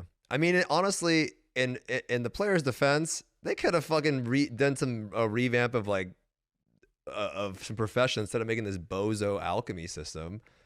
You know what I mean? Like I guess it's a gold thing, but like they didn't have to make. They could have just made. You could have had. You know, they could have done it in something else, I guess. But Yeah, and people thought the same thing about bracelets when they came yeah, out. Yeah. They always need to give people a chase. That's the thing about Lost Ark. There's always verticality to go up. It wasn't that a problem that you talked about with BDO? That in that eventually you do reach a point where you can actually chill. yeah. And then when people are chill, they run out of things to do. You know, Can the I? carrot on the stick, the proverbial carrot on the stick, whether people want to believe it or not, keeps us busy and keeps us in the grind. Can I address somebody in the chat real quick? Real quick, if you don't mind? Sure. There's a bozo in the chat that says, with all due respect, you spent 10 hours in BDO. I didn't spend 10 hours in BDO. I played it every day for about 5 days for like 10 plus hours per day. And that makes my opinion way more valid than you, who's been playing for 6 years. If my new player experience means it feels like a new complete game, then that means my opinion is valid. Of course, you think the end game is shallow if you played it for 6 fucking years. Any game is going to feel like doo-doo if you play it for 6 years. You've done everything. Of course, it's not exciting to you. But as a new player, that experience is the most important one in an MMORPG. I hate when people do that, when they bring that point up. I played this game for 30,000 hours and it sucks dick. I made a joke title when we were playing Wild Hearts last night. I've played 30 hours of Monster Hunter, and I had people coming into my stream yesterday like, you want to wait 30 hours? You didn't touch the game. You don't have a valid opinion. I'm like, okay, first of all, chat, just so you guys know, Monster Hunter World or Monster Hunter fans are far more insufferable than MMO fans. I only learned this I was getting yesterday. attacked. I only learned this yesterday. I thought Monster Hunter fans were like the shit. I thought they were awesome until I played a game in the same space. Holy shit. They put MMO tribalism to shame. To shame. But yeah, it's basically like you have to respect a new player's opinion because these are the people that you want to populate your game. If they have a horrible experience in your game for whatever reason, then they're likely to stay, and your game slowly over time dies until it's only you and the other 20,000 hour Andys left. Yeah. So if you want the game to be like a bigger, more popular game, like Final Fantasy or like any of these other like gigantic games, you have to look at the root problems that a game has, and that always starts at the new player experience. It always does. Anyway, so that was one of the things that I noticed with BDO that I thought was really good, and I thought was a good experience overall. Okay. There's a few other topics that I really want to get to, and we are kind of getting close to the time limit, so I'm going to skip a bunch because I want to talk about the state of the balance patch. We'll skip that. I want to talk about artist release. We'll skip that because we're getting close. We'll talk about it when we get closer. Class balancing is really short if you just want the message that the devs gave. Sure, let's do that. Let's do that real quick. You guys want to dive Pretty into much the devs said that while a lot of people are upset about balance, the really shortened version is that they basically said that you guys know nothing about balance. There it is. It's like Oddity's opinions. They said that like because of the way that fights are designed, and the way that burst and constant damage classes are, there are certain times where burst classes can outperform. Well, actually, most of the time burst classes will outperform. Constant damage classes are a lot more relevant at the beginning of a content when you enter like on item level. And yeah, different factors of the fight itself make it that way. Like, I can just give you a quick example. Sure. Airmancer is really goddamn powerful when you're on item level, but as time goes on and people overgear stuff, you know, that Igniter Sorceress or that Executioner Slayer is just going to burst the boss into DR and then get their burst up again by the time it's done with DR and repeat. And this is like a question that we ask chat all the time because you get such varying opinions on it. But what it comes down to is, should the game be balanced around on item level entry, or should it be balanced around when you have it on farm, when you over level it, because you spend just a couple of weeks on item level, but you spend months, if not longer, on farm. We good? Yeah, chat? Yeah. All right. It's just food for thought. Just think about it, chat. You can share your opinions in the chat itself if you want. Yeah, I think it's always like that. I mean, also it's a game that's pretty hard to balance when you have 15 different power systems and things like that. It's not easy. It could be the set, it could be the cards, it could be a lot of different things. And also I think that it's pretty hard to gauge what's really strong in a game when you just look going off of clips of some dude doing a bajillion damage to a monkey and then like this is broken. It's pretty hard, right, to actually get good balance. There's no way to actually know what's doing a lot of damage or not. I think another thing they added was they didn't want to make every class feel very convenient to play because that they think that it removes the uniqueness of the class. Yeah, some classes you have to fucking tumble through 18 hurdles to do the damage versus Fat Joe over there pressing 3 buttons and the boss is taking 8 billion damage. Yeah, so basically they said sit to classes that were complaining. For example, I guess like a Gunnesser. Gunnessers were complaining that there's too many like stuff they have to do before they start doing damage. Like they have to do the shout of hatred and then bash for the maximum damage. Yeah. And they wanted more convenient, like, you know, Gunnesser. Yeah. It pretty much comes down to like what we've already spoken before, where like if you're playing a class, you have to understand you might have to work way harder to do the same damage as another class. You're playing that class because you like how the class actually like looks and feels, more so because it does, you know, competitive damage at ease. Got it. Okay, I agree with most of that stuff, so that's a good little summary. I wanted to spend this next portion talking about some things that you guys can chime in for the Western version a little bit, and it's some general game improvements that I think should come to the West, have everyone's thoughts on it, and things that I think specifically need to be addressed in the West. And it's not like bots and things like that. Okay, the first one is the tripod system over here in the West. I actually think this tripod system in the West is really bad, specifically when new classes come out. Okay, so there's a few reasons why the system sucks balls. The first reason why is that we have a 20 item per day posting limit, right? And I really think Amazon needs to re-examine that posting limit, not because it affects people's ability to make gold and things like that, but because you're not getting as many tripods being posted on the auction house, because if it's a crappy one, like you're not going to even take the time to sell it because you have 20 items listed, right? It's like for some people, the people that are the good Samaritans that don't just dismantle everything, the ones that actually post it, if it's not going to sell for a lot, you're not going to post it. The same people that would be posting those tripods are the same ones that are trying to min-max their gold income, and it really sucks, making the amount that there are available just non-existent for some classes. The 20% transfer rate also sucks when there's a new class that comes out and there's not enough tripods being posted on the market. And still to this day, Reaper tripods for a class that came out in November, I checked last night, and like a Rage Spirit Ambush Reaper tripod still at 8,000 gold a pop. Right? And so you're looking at average one, you're going to get 1 out of every 5 at 20%, if that even happens for you. You're spending upwards of 40 to 50,000 gold for one tripod, right? And it doesn't, and for Summoner, I'm sure, I don't know what it's at for Summoner right now. I think it could be even worse. And so it makes these new classes really hard to progress. And, I think Grizzly in the chat did say to me one time, which is kind of true, that, well, you can just kind of farm them yourselves. But we don't have there's not enough dropping sometimes. It gets kind of hard to get the ones that you want. And then when you do get the one that you want, it's 20%. Yeah, the system is not very well designed for the West specifically. For us in Korea, Benji, you have a Slayer as well, right? You saw the tripods. Mm-hmm. The most expensive tripod for the best skill at level 5 on week 1 was no more than 4,000 gold. I got most of my tripods for under 2,000 gold each. Some even under 1,000 for important skills. Mm-hmm.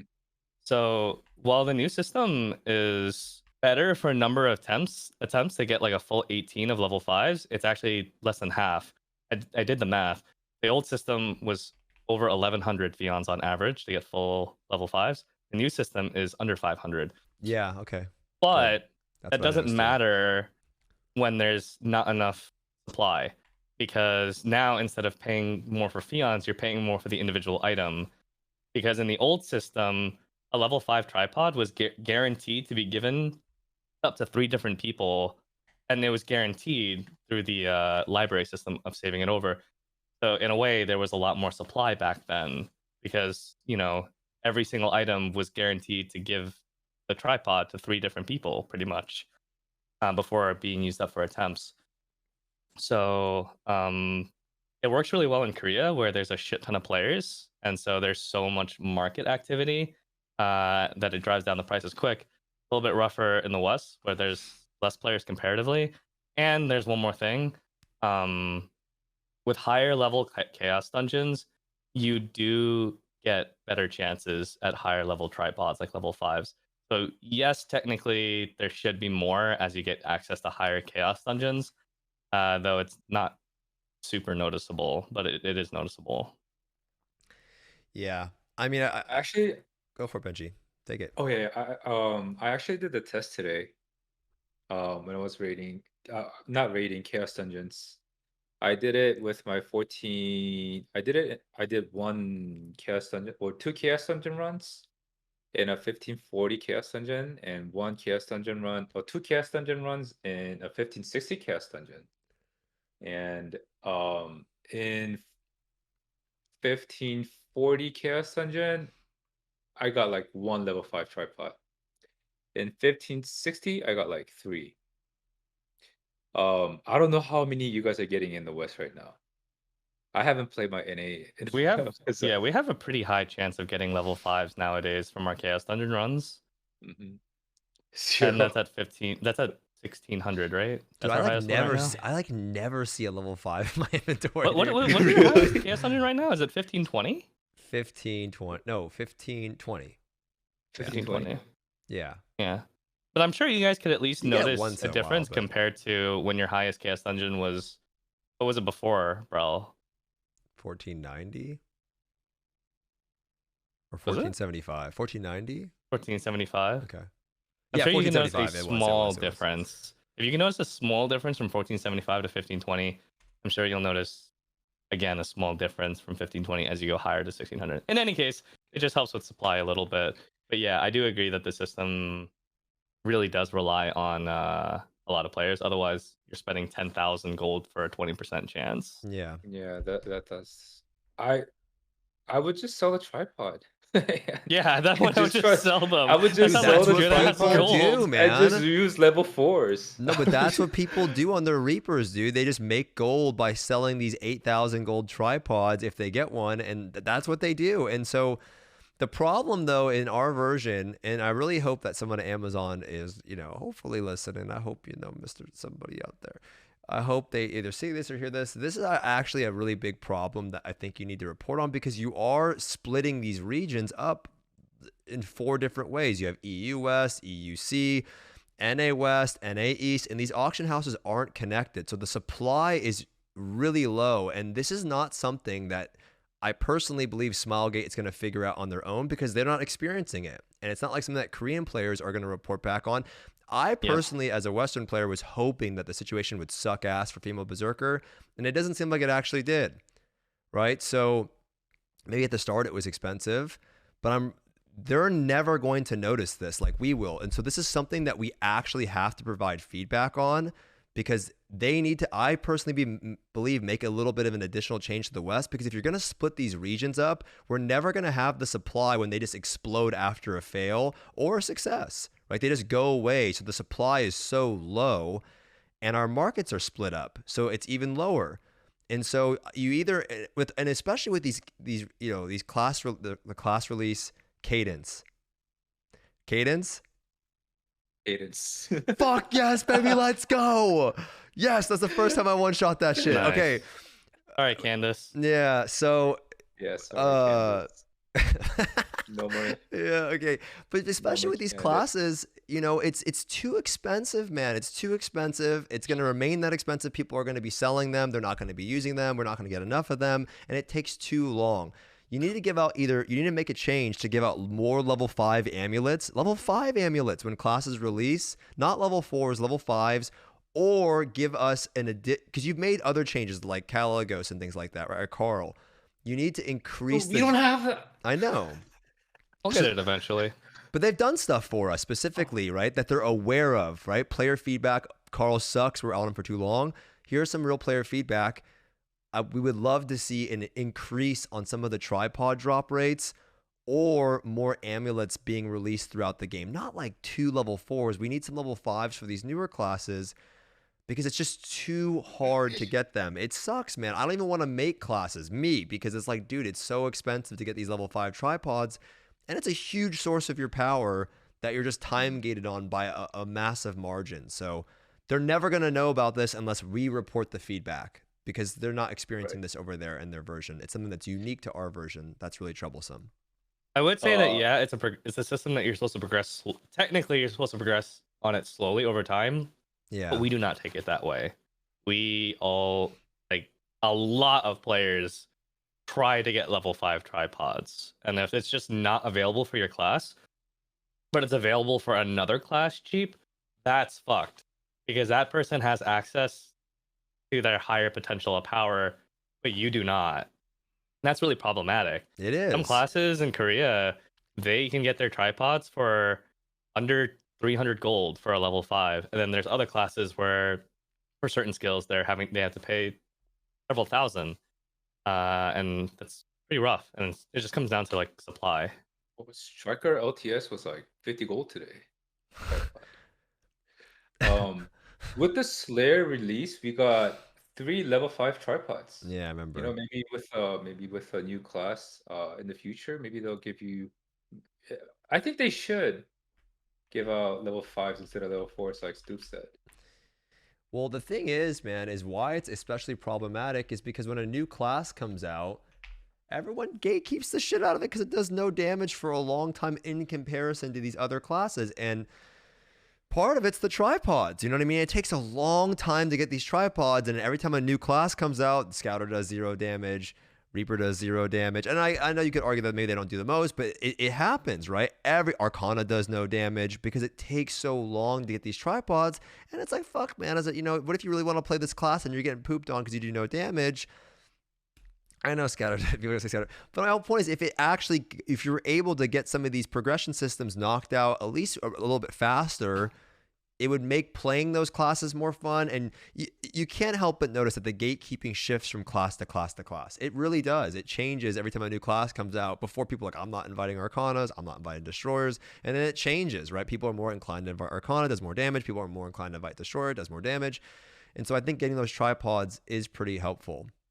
I think as time goes on, the standard of what's considered acceptable goes up as far as like the whole like expectations of how much damage a class deals. And so as time goes on, they kind of have to add more of these catch-up systems in place that allow people to get through these systems that are normally heavily time-gated. Tripods are the single largest boost of damage of all vertical progression systems in Lost Ark. Someone who has level 1 tripods versus someone who has level 5 tripods will literally do half their damage. It's a 100% damage increase as you progress through your tripods. There's no other system that increases your damage that much. Yeah. Yeah. Also, by the way, I know we completely neglected on the big Zerker revamp coming out. I'm so excited about that. Someone talked about Zerkers getting gate kept, and I really wanted to ask you about that, but we don't have a lot of time. Another thing that I hate Destroyers. No, go for it. I know. I saw someone in the chat saying, "I still hate Destroyers." I just got tilted. Okay. All right. Listen, man, I love Destroyers. They do big damn, and got big stagger. Big stagger. It's not the same. Someone says like it's the same argument as like needing level 10 gems. It's not the same argument because level 5 tripods are relative to gems reasonably achievable, and they will increase your damage more than gems. Compared to a level 9 to level 10 jump, you're getting less than 10% damage from that. But a level 4 to level 5 tripod, you're getting almost 16% damage on that skill. Good point. Sorry, I was just really hungry. I'm snacking while you're talking. Okay, another system, though, that I want to see added to the game, but also permanently, and I don't know what people think about this, I loved the Korean Hyper Express that you guys recently had. I got to partake in it because it gave you 2x Legion mats, okay? Yeah. you got when you basically the way that it worked, chat. I took my Aeromancer through the thing. I got double Vulcan plates, double Vicus wings, double Clown trumpets, and double Brelshaza horns, meaning that I could get my full Relic set right away in the first week. The first week, I could have got full Relic set. If you Didn't you botch that? I didn't botch it. Because of like ATK's advice on like the chess piece or something. I botched it by getting full Relic set, but it wasn't the full. Oh, it wasn't all the same set. Yeah, I had 5-piece one piece of the one. I remember now. Yeah. But I loved it because it's another thing that really sucks in Lost Ark, man. Like right now, as the game kind of progresses, when you want to get a new class caught up, you have to level up to 60, and that's a lot of your damage. You have to wait to get the tripods, and that's a lot of your damage. And then you have to wait to get the relic set. And so I don't know if this is I don't know. Again, I know that not all of my ideas are going to be things that everyone agrees with. I totally get it. I'm not naive to think that, but I don't know how people feel about it. Do people like this idea? Is there a reason for it to take so long to get the relic set still? That thing that you just mentioned should systematically be in place for all new players as a permanent feature for their first character, not just on hyper expressing. Let them Before cook. some bozo comes in and says, oh, but then bots will take advantage of it. If you let bots dictate what quality of life your game has, you're the one that suffers. That's why you have a 20 listing limit on your auction house. Let them cook. Don't let bots be the reason why you can't have nice things. Yep. That's actually that's actually true. For a new player, you should have a permanent feature that gives you double the Legion raid reward. So that, because dude, think about that. That sucks. It's weeks to get your set, and then you got to go through all the bullshit of getting in the raids. And I feel like letting them get double raid mats for a new player should be a good permanent feature. I really liked your idea, by the way, when we were chatting one time, where you were saying that these events, you know, they're cool when they happen, but it's kind of weird to like tell people, oh, you should wait for the Hyper Express to start playing. It's better to have horrible. No other MMO I can think of is this way, where you can really only reasonably jump into the game in the summer and the winter. And every period before that, everyone will tell you to wait for the summer and the winter. BDO seasons are a little like this. I guess Maple Story's like that too. Maple Story has burning events. BDO has seasons. Yeah, it's like that too. I forgot. But those are, at least BDO is pretty consistent. You're not waiting 2 times a year for a Hyper Express. You just need like a baby Hyper Express that is valid for every new player's first character. Yeah. As a permanent thing throughout the year. Yeah. Yeah, it's a 3-week downtime, so it's a lot more consistent. I think there's another one coming out for Wusa Awakening, Oddity's telling me, so that's a good time to hop in again. But in any case, I feel like what do you guys feel about that, chat? Would you like, I mean, of course you're going to say you like it, or do you think it does a disservice to the progression of the game by giving people like their full Legion raid set the first week? But it's like Vulcan's so old, like you're already doing Brel, and then you have to go to Brel. Say that when people like Shroud spent $10,000 to get to 1370 when you can do it for, I don't know, I can find some coins in the back of my couch. Yeah, you're right. You're right. Yeah, that's fucking crazy when you think about that, though. I was watching that 1 year video that Hone made, and it's like fucking Asmongold honed to 1360 or 1370 for Argos or something like that, and then he's playing the Don't Get It Twisted thing by Trainwrecks. Yeah, like it was like some crazy owning session. If you guys don't want me to use Shroud as an example, I'll use G as an example. G has spent $700,000 in Lost Ark in his lifetime. And what does he have to show for it today? He's got a lot of characters, but what would $700,000 today get you? It would get you so much more. It would get you multiple capped out 1655s with Esther 8 Ella. Multiple. Yeah, there was somebody in video that linked me this video. I think it was Oddity actually. Look at me, the guys like, look at this guy who was it? Maybe it wasn't him. I always blame Oddity. Maybe it was him. But someone linked 160K in video. I'm like, oh, dude, I mean, you could spend a lot of money in Lost Ark too if you get a little crazy with it, man. You can get a little crazy. But that was in the season 1, right? Yeah. So this whole thing just kind of stems back to like, who cares if a new player has an easier time during a part where you struggled? It's already an easier time. Let them get to where you are so you have more people to play with more people to put items in your auction house that you need, so on and so forth. True. Let them cook, man. Let them cook. What do you think, Benji? They also reduced the amount of like Fulton bones and Vicus You're wings right. I you forgot. And need to Brelshaza craft the horns. gear, You're right. and Brelshaza horns as well. So I think it should be there permanently, man. It's so nice to, the new. Okay, so new players, of course, they need 6 relic to Yeah. play better. Isn't Yeah. it obvious? They need a day 1 to play better, at least do some damage. Like, why give them handicap instead of Yeah. giving them some buffs? Yeah. Like, They they already should they be able to already get it as soon knew. as possible. Yeah, they're already new, and they need the damage, man. Sitting with the Vault and Tendy gear, like absolute dog shit. Like nobody wants that.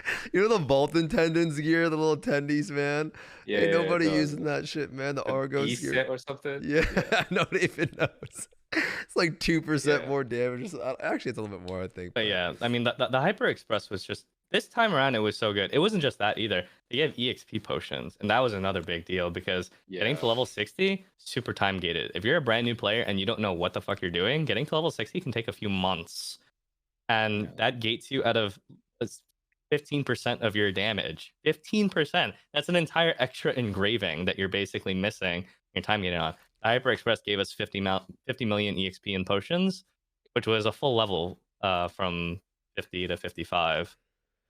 But it was also savable to use from the 59 to 60 push, which is how like people got their Slayers to level 60 in just 2 weeks. Yeah, it's like the card system with the leveling, with the new cards. Well, the new cards honestly haven't done that much. People still gatekeep LOS, so Yeah. that unfortunately is still a problem, even with the new card sets that have been put in the game. But like the big things for new players are, get them their sets fast, get them some tripods, get them to level up a bit, and then give them 4 free engravings. That system's also fucking insane. And that at least sets them up where they're at the starting line for what's ahead of them in their vertical progression. I was just trying to say that the card system like is another thing that they don't have, right? So they literally are missing cards, level, don't have probably 5 by like there's so many things that make them weaker. I feel like the set is an easy one to fix to give them at least a decent chunk of damage early on.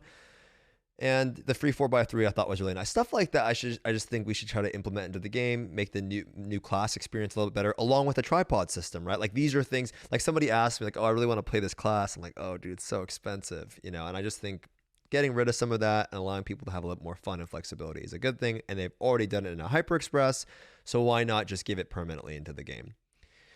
Let's see. The last thing, I guess, because it is getting late, let's do one more and then we will wrap it up. I had more that I wanted to talk about. I mean, I always over prepare, but I think it's good to have good topics to talk about. When you sent me the questions and I saw that it was 7 pages, I was like, I work really hard on these, man. Holy shit. I work really true. hard on these, dude. I was not on Steve's like, yesterday, and he's hey, just like can you sitting send me the there question, like man? chatting. I hope I just don't He's want like to, writing these questions. And I saw the questions. There were 7 pages. I was like, holy shit. I work really hard on these. I know I can't help it though. I just like to. Yeah. I talked to you about this when I was in the States. Like you told me like your like process, like thought process and everything about when you prepare a podcast. Yeah. I just like to talk No, about I like was- theory crafted stuff and just make it fun. These are like a fun little event in our community, so I enjoy doing them. And I'd like to make them a little special if I can. Respectable, man. Respect. Thank Talk you, about man. the balance that the West gets next month. I guess that's We could do that instead. I was going to talk about removing the bot measures in the West because there's all these things that have still been put in the game. But that sounds a little bit more fun. What do you guys want to talk about? Balance next month, or do you guys want to talk about bot measures like 3-day hold? Let's do the balance. I think that's more fun. Anyone want? I actually would like to hear it, and I really. Let's do balance. All right, we can be flexible. Put your hands up, chat. Raise them high where I can see, and put your hands to the sky. We can be flexible and adapt on the fly. Okay. Why don't you just get into it? I fucking really need to go to the bathroom, though. Can you just start it, and then I'll go to the bathroom and come back? But save the Berserker stuff, please. Sure. So next month, you guys get Actually, next month's patch is absolutely cracked for you guys because you guys get the balance stuff, but you also get quality of life, like I think Shift G and all that kind of stuff. And then Artist also releases in the same month. So it's quality of life, balance and artist in like 1 month. So I think that's way more exciting than February's patch. The last balance patch overall was pretty good for some classes. For some classes, there's still people that are unhappy, like the sharpshooter players, even though they do a lot more damage. Apparently, their playstyle is trash now. So they have to play something they don't like that does more damage comparatively to what they had before. But in the case of Berserker, because I do think there's a lot of Berserker players in the West, Berserker's way better off than what it was before, but he kind of got overshadowed by Slayer's release in the same patch. The Slayer being like the new class with big damage and big bazongas is kind of more exciting, especially when you have like all these like invent posts of people's like presets and everything, and then videos of people doing like 1 billion damage. If you're a Berserker though, you are eating pretty goddamn well. The class actually does competitive enough damage now that if you do play well, you actually can compete with similarly geared like broken level characters of damage. Mayhem, you're eating really well. You have a nice 4 skill red dust combo, and you're 16% tankier, which is a big deal because you're no longer the squishiest class in the game by actually quite a bit. And if you're BT, the downtime for BT is basically non-existent now. So both builds are really good. I think the average person will still like Mayhem more, but BT is a great choice if you want to challenge yourself a bit more, because BT has a lot of problems when it comes to like timings and whatnot for when your state falls off. BT, I mean, Berserker in general is quite nice. Aeromancer players are sad. You guys don't have Aeromancer for a while, but I think Aeromancer is still good. They're sad. Most of the other classes that I played, I don't think got touched, but Deadeye also got touched. And Deadeye, last request, being a big damage contributor now is fucking awesome. I absolutely love how much burst that thing does. I did like 200 million damage with the last request the other day, and that shit was so exciting. Benji, what about your classes? Which one of your classes got touched by the balance patch? None. Hey, no buff, no nerf. Hold on. Oh, Can I get an Glavier. easy dodger in the chat? Glavier? Oh, Yeah, you can get what else? Flavor got like what, 4 or 5%? Because it listed 2% in the notes, but that scales with specialization. It does. It does. I don't notice it though when I raid. Anyways, I mean, who's gonna notice 4 to 5%? My Airmaster got nerfed by 4%. I don't even notice it. Yeah. Oh, entropy nerf. Oh yeah, I forgot about that. Entropy's getting nerfed next month. Well, they're nerfing synergies to entropy. Yeah, well, not that's entropy right. nerf, but I guess you could call it an entropy nerf. Yeah, it is.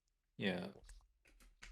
So for those who don't know, Gunlancer's taunt gives 9% damage to head attack, back attack now instead of 12, and it gives 4% to hitmasters. And that's also the same for Deathblade as well. So the gap between entropy and hitmaster in terms of synergy has kind of closed a little bit, and it's a little bit more advantageous for hitmaster than it was before when it comes to building a party. There's one thing I decided not to talk about like balance of other classes unless I actually play the class, but I've seen some sharpshooter footage, and I was gonna ask you about this actually if you wanted to. Okay, go for it. yeah, and I've seen sharpshooter doing some insane damage, right? They just don't like their playstyle, but it's undisputable that they do a lot more damage than they did before. They don't like Death Strike playstyle. I don't think anyone's complaining about LC playstyle. It's better. So I see people spamming stop. No, so I was gonna. Okay, go for it. I'll let you cook first. So would you rather have the older style back or just play the buff version? I think they want the old style with the buffed damage. That's what they want.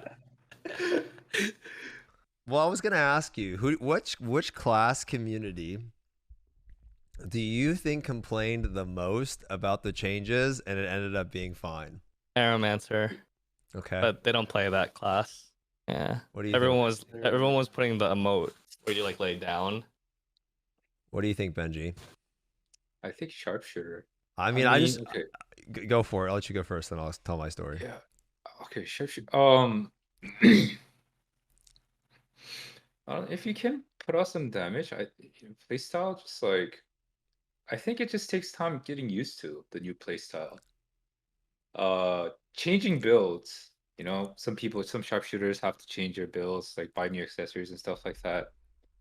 Um, that actually happened to a lot of classes in the past that got like reworks and stuff like that. So eventually that, over time, it just gets kind of, over time you get over it. At first, when of course, you're buying your accessories or whatever, uh, it does feel kind of smudge, but at the end of the day, you get over it. I mean, mean, not at the end of the day, but over time, you do get over it. So,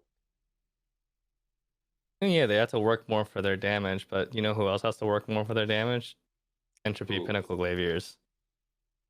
There's a lot of classes that have to go through a lot of hurdles to get their damage done, and that's what the yeah, developers like talked about previously in the live stream, that some classes are going to have to work thrice as hard to do the same damage as other classes, yet you're playing these classes because you like what they look like more than anything else.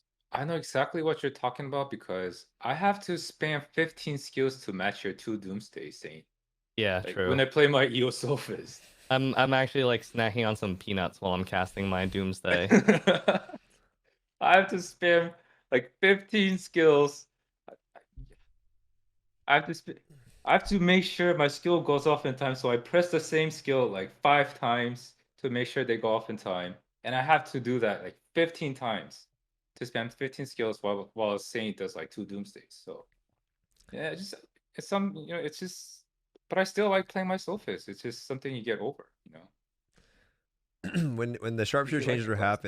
happening, Right. every day Tofu's like DMing me or saying something like, "Bro, this is smudge. This is bad. This is dead, dude." I'm like, I don't know, man. Spec LC looks pretty good, dude. Yeah, and Like, then 1 week later, he's doing 30% MVP in Hell mode with a. okay, I mean, Death I know Strike. Hell mode's not the same as the real like non-Hell mode, but Yeah, then people kind of figured out that even in non-Hell mode, they do more damage. They just again don't like their play style. But you can't have your cake and no, eat it too, but people unless need you're a more sorceress. specific. Death Strike playstyle feels smudge, okay? But I was like, Spec LC seems pretty good, Tofu. I don't know, man. It's like you get a scaling spec buff. The bird's always out now. It does, you know what I mean? And now you get to take advantage of playing spec, and your skills will scale off it, and your bird will scale off it. He's like, nah, bro, just stay Death Strike, dude. You can make it work. You have to fit 8 skills in a window. It'll be all right, though. You could probably do it. Then, like, the next week, he DMs me like, yo, Stoopzz, I think Spec LC's fucking broken, dude. I'm like, what do you mean? He's like, I'm doing like 50% more damage than I was doing before. I'm like, 50%? Like, that's an insane number, dude. You know, 50% more damage? Like, it's fucking, it's like, yeah, change your accessories though. Bro, I'll happily change my accessories for a 50% damage buff, right? And so this whole narrative about the class sucking balls reminds me of the Surge Deathblade thing. Like, remember when Surge Deathblade, everyone was like, "Oh, it's fucking dead, bro. It sucks dick. It's over, man. Like it's over." Then like the next week or 2 weeks later, someone sends me some video of the Surge just doing billions of fucking damage or something. Like, Could and you then imagine those unnerfed versions of the classes were still in the game to this day, though? Whether it's like Surge Deathblade or Sork or Reaper. Imagine Reaper was 40% stronger just straight up across the board. yeah, I Might still be mean, dead on the ground, but at least you just crazy damage. I don't. I mean, I guess it was easier to play Surge Deathblade back then because you only had to do 12 stacks. That was the rotation before. I don't know. Regardless, maybe it's a little bit harder to pull off, but yeah, it looks like Spec LC is doing a shitload of damage, and that's the same. But it goes back to show me again. It doesn't matter to the game. It's always a universal rule when it comes to MMOs. In particular, people are way more emotional about everything because they've invested a lot of time into their class. They have an emotional connection to their character. They have they played 6,000 hours of BDO, and they really, they have this very concrete thought process about the game and things like that. So when you invest a lot of time into something and you get invested into the game, you're more emotional about it. But I think it's always good to take a little bit of time to, take a little bit of time to step back and let's see what happens to the class balance, see what happens to your characters and things like that. And then wait to hear the news about what's happening. Don't go for the immediate reactions because it's always the same thing. I did want to chime in a little bit though. I didn't get to hear your thing about male Berserker. I actually want to know. I'm really excited about the balance patch. I know you touched on it, but how are they performing right now? The average performance of Berserker is much, much higher. Cool. Because your average Berserker either had issues with timing red dust or had issues with hitting a 3-4 tick strike wave. A lot of Berserkers sometimes only do a 2-tick strike wave, which happens if you're too close to a small enemy. The actual average performance of Berserker went way up, and the ceiling went up a little bit too, just because of some straight up, in the case of BT, some straight up damage buffs, and in the case of Mayhem, they can fit more skills inside red dust now. Also, you should end up with less dead Berserkers because that 16% tankiness buff was kind of big. So Berserkers are eating well regardless of what build you choose. But female Berserker seems fucking broken. Am I getting baited by these clips, or is the damage ridiculous? Like, am I? She is really strong. Yeah, she is really strong. What is this Yeah. though? Ridiculous. Is it because of the entropy, or is the skills just scaled? Is the tuning on the skills off, or is it because it's entropy? Because I'm looking at these now. Granted, I'm looking at Jadao and Zeals with these Lamborghini weapons, and I'm like, Yeah, fuck, is it that? the Esther weapon definitely makes it look a lot more extreme, because what a lot of people don't know about Esther weapons, because obviously in the West you guys don't have them, but in the case of like a lot of Korean players, they don't have access to them. The reality of an Esther weapon is, while the actual attack power you get from them is almost non-existent. In fact, an Esther 8 Ella versus an Akon 25 weapon is only a difference of about 4% attack power. So it doesn't seem like it's a lot, but the Esther skill is absolutely gigantic. It gives you 10 seconds of what is essentially another Atrophin that stacks with Atrophin. And so for bursty classes, it can make you do just the most insane amounts of damage that you cannot achieve otherwise without it. And so Slayer, she has really, really high burst damage, especially because she has a really good awakening. That's the other thing. Her awakening does a shit ton of damage as well. And so a lot of these clips that you see is her burst plus awakening on top of that. She's very explosive. Yeah. And when you activate all those things and have a big explosive. buff all in one go, she does basically sorceress levels of damage with half the downtime. Does that get nerfed, you guys think, or no? She's got some explosive. Probably. Very explosive. You're talking about her bazungas, man. Everything. It's very explosive. Did I say entropy was the wrong way to go with Slayer? For Predator Slayer. For Executioner Slayer, they only have 3 really important skills that they have to land back attack, so it's doable. But for Predator Slayer, you have 7 skills. And chasing ass when you have to attack constantly with 7 skills as entropy doesn't work well. So it just depends on which build you go. Yeah. I'm very excited next month because we get Artist and the Balance patch and some QOL. Yeah. And we're also getting the new Arc Pass too. So it should be a pretty exciting month, and I'm very excited for the Balance patch to go through. Someone really wanted me to ask about RE Blade. He asked me 4 different times. I think they got like a 6 or 7% I damage think so, buff. but they also lost Yeah. 3% from the entropy, so it's just a No. little bit of a buff. That's factoring the synergy loss. Oh, I think so they it's just gained total. like, yeah, they gained like 6 or 7%, which is actually pretty damn high for a general buff, just generally speaking. Especially when Yeah. considering Surge technically lost 3% because they used their own synergy. I guess it did close the gap between the 2 builds by a decent bit. Yeah. I mean, Hone does pretty good damage. Hone to Megalo does pretty good damage on his blade right now, so a little bit of a buff never hurt nobody, you know what I mean? So it seemed like a pretty good balance patch overall. Nothing too crazy. It wasn't like nothing too insane. I guess the biggest people were upset about Sharpshooter, but it seemed like if you play Spec, LC, I saw somebody asking me that again. I suppose this patch is more important for the Western players because It this is right is. before you get hard Brel. So you'll be playing with this patch for, I guess, your high-end content. For us in Korea, the most important patch comes in June because that's the balance patch before Thaymine. So I'm already more looking forward to what's ahead on that one. Yep, that's when the fighters get their reworks. Yeah, most likely. Because currently, the 5 classes in the game that have had no visual or skill overhauls, like actual overhauls, are all 4 of the fighters and Deadeye. Right. Those are the ones that are missing right now from the original 12 class releases in Korea.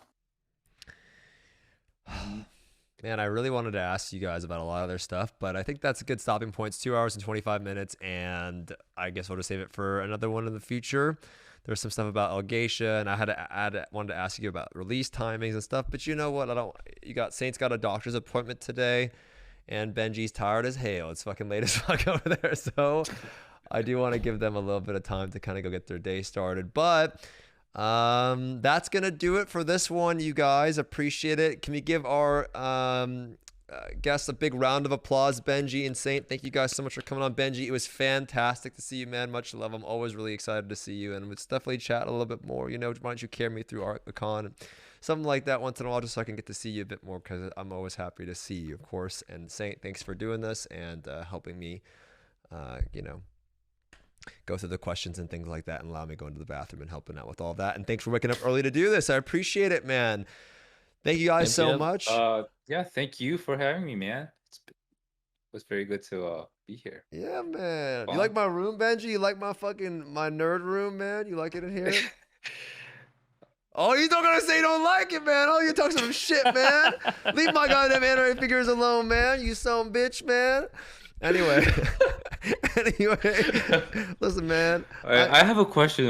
Is that a TV or just what is it? It's a TV, man. It is a TV. Okay. Yeah, it's a TV. It's just my desktop rotating or whatever. This is where the magic happens, man. You know, when I invite those whammons over, they come over. I introduce them to my Yu-Gi-Oh rug on the floor. I let them touch the little mushy over there. Moodlight. Yeah, the Mokoko moodlight, set the mood. You know what I mean? Shit, got a little peep over there. The mood with the Mokoko moodlight. Yeah, dude. You know what I'm talking about? Ain't no one coming over here, bro. No one's coming over here, dude. Nobody's coming over here, man. I'm lonely as shit. Somebody help me. But Miss Lovebug sent me some flowers, man. You see those right there? Yeah. Pretty, man. Yeah. Anyways, you guys, please go check out Ohbenji on twitch.tv and his YouTube channel when he posts. All the links will be down there. I love Benji. He's the nicest guy on twitch.tv. If you haven't checked them out, please check them out. You can just unload all those questions you might have in the comments to him, and I'm sure he'd help you out and answer them. And there's Mr. Saintone, my roommate, right there.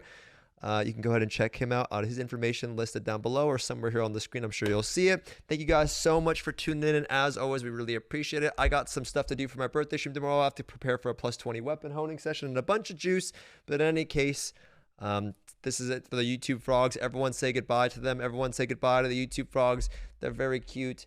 Yes, goodbye. Thank you guys.